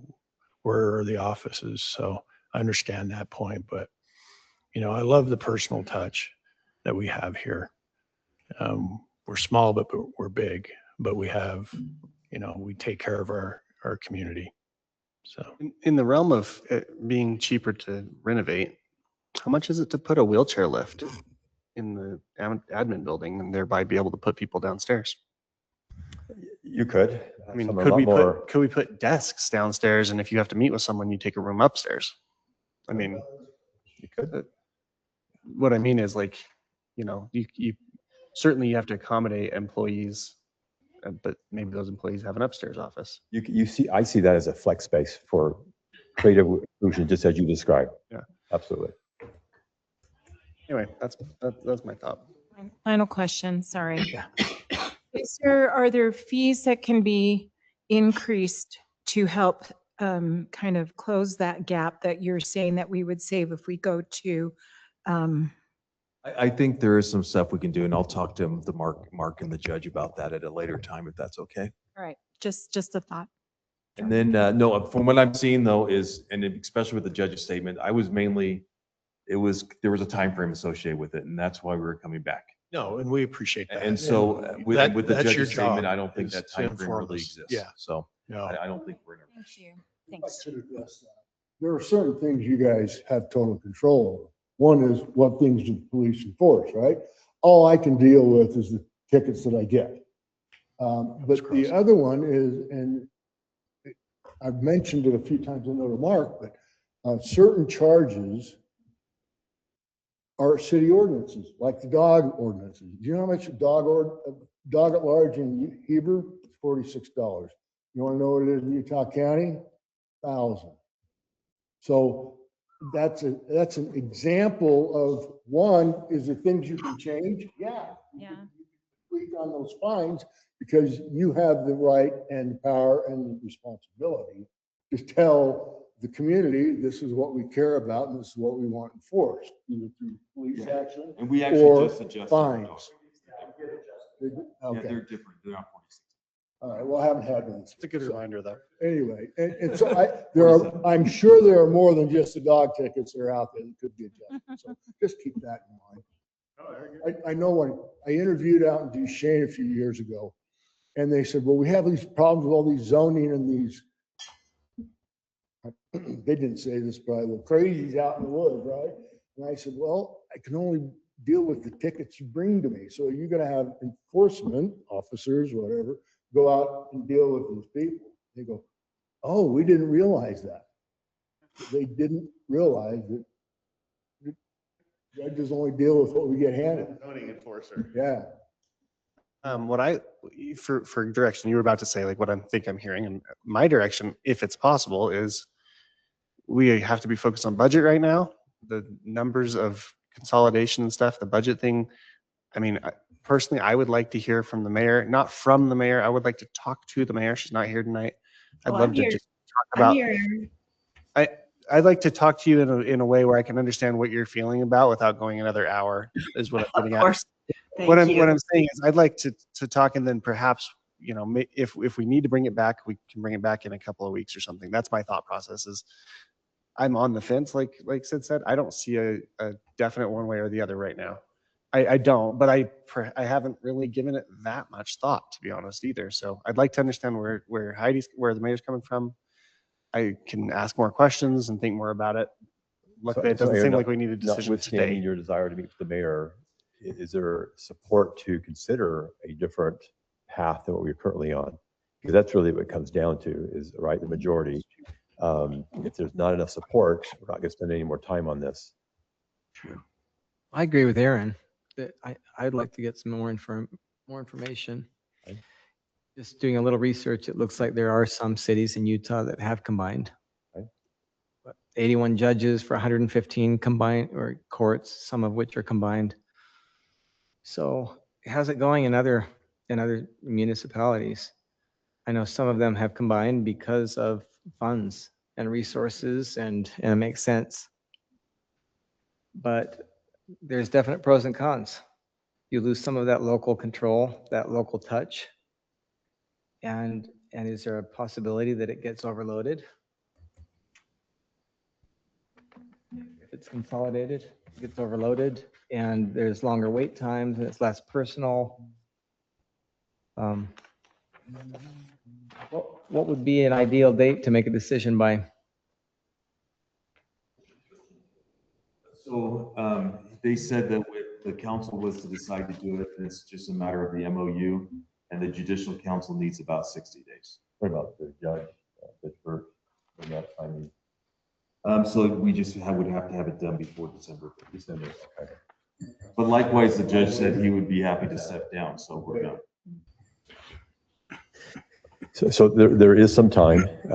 What if, I know it's getting late, what if we place this back on maybe a June agenda for additional discussion? Gives you some time to meet with who you need to meet with? Yeah, End of let's June. do. End of June? Okay. That'll give you time to start giving us more information about the other courts, how they've dealt with the extra load.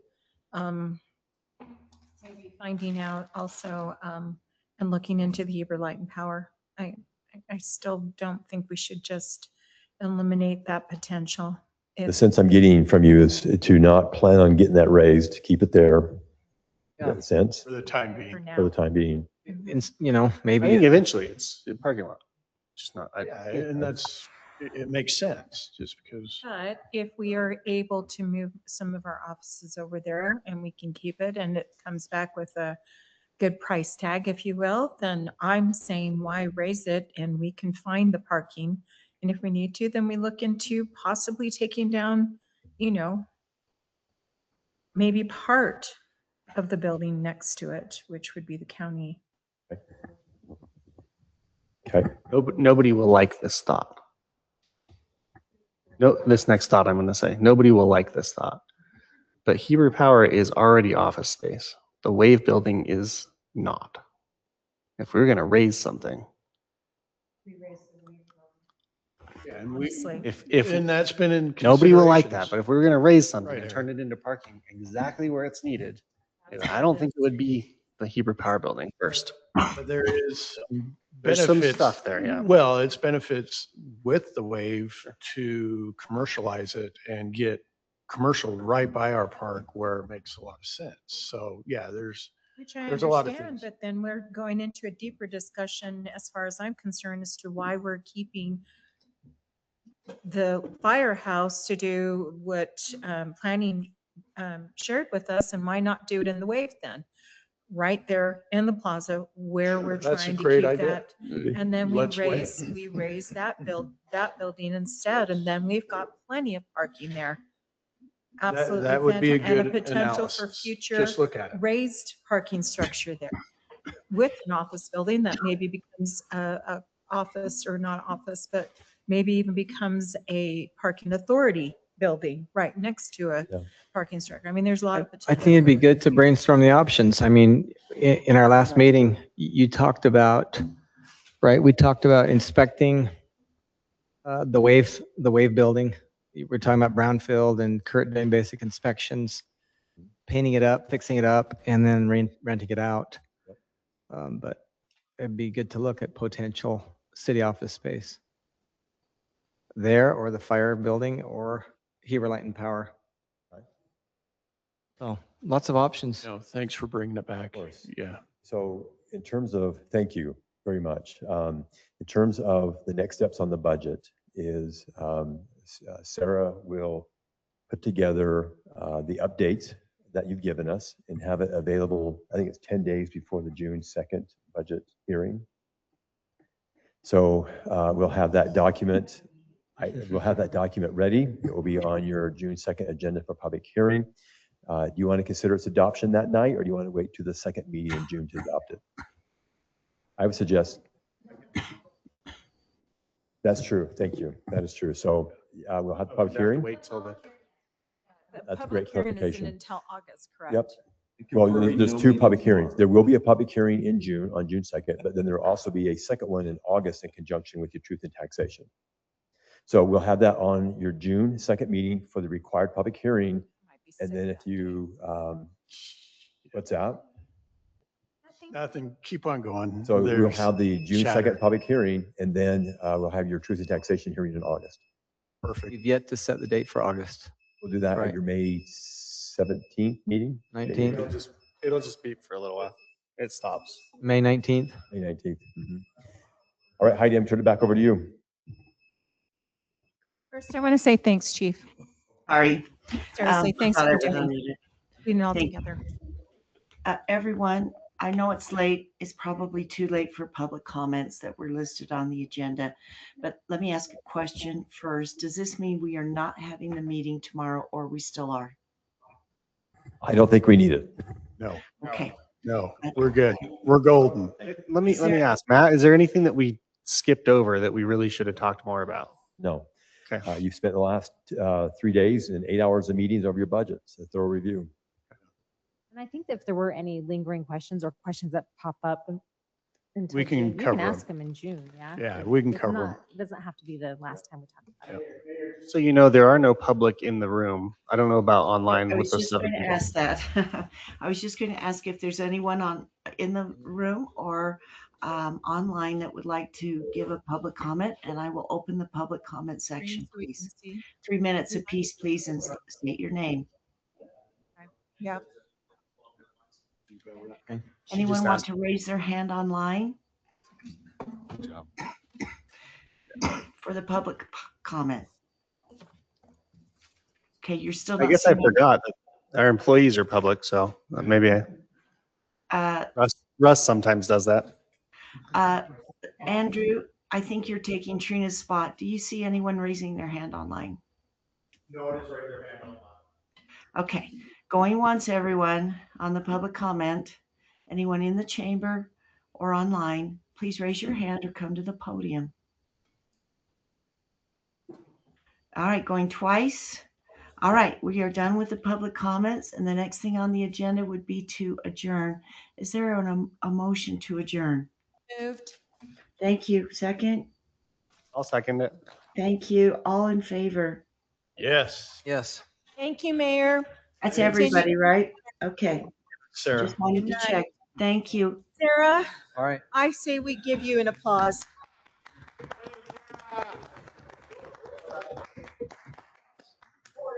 If it was Matt doing it, I'll just say this openly. I'll say this openly so Matt can hear Sarah.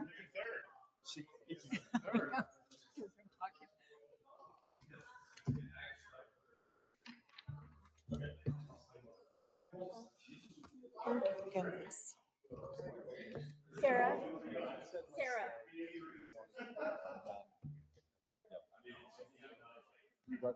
Whatever you want to do. I know. And I've had a good run. And the hard thing is just to love it. But when it was, you're doing the thing you want, so whatever you feel is best.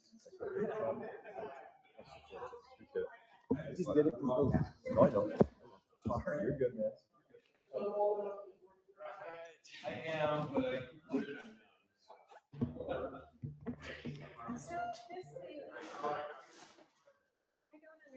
I don't understand why it's since I from day one. It works at home though, right? Yeah, sometimes, but then there's times that it'll just stop it's and I not can this. use my iPad and it's perfect. Oh, so, It's a thing called, you don't care, but I'll tell you.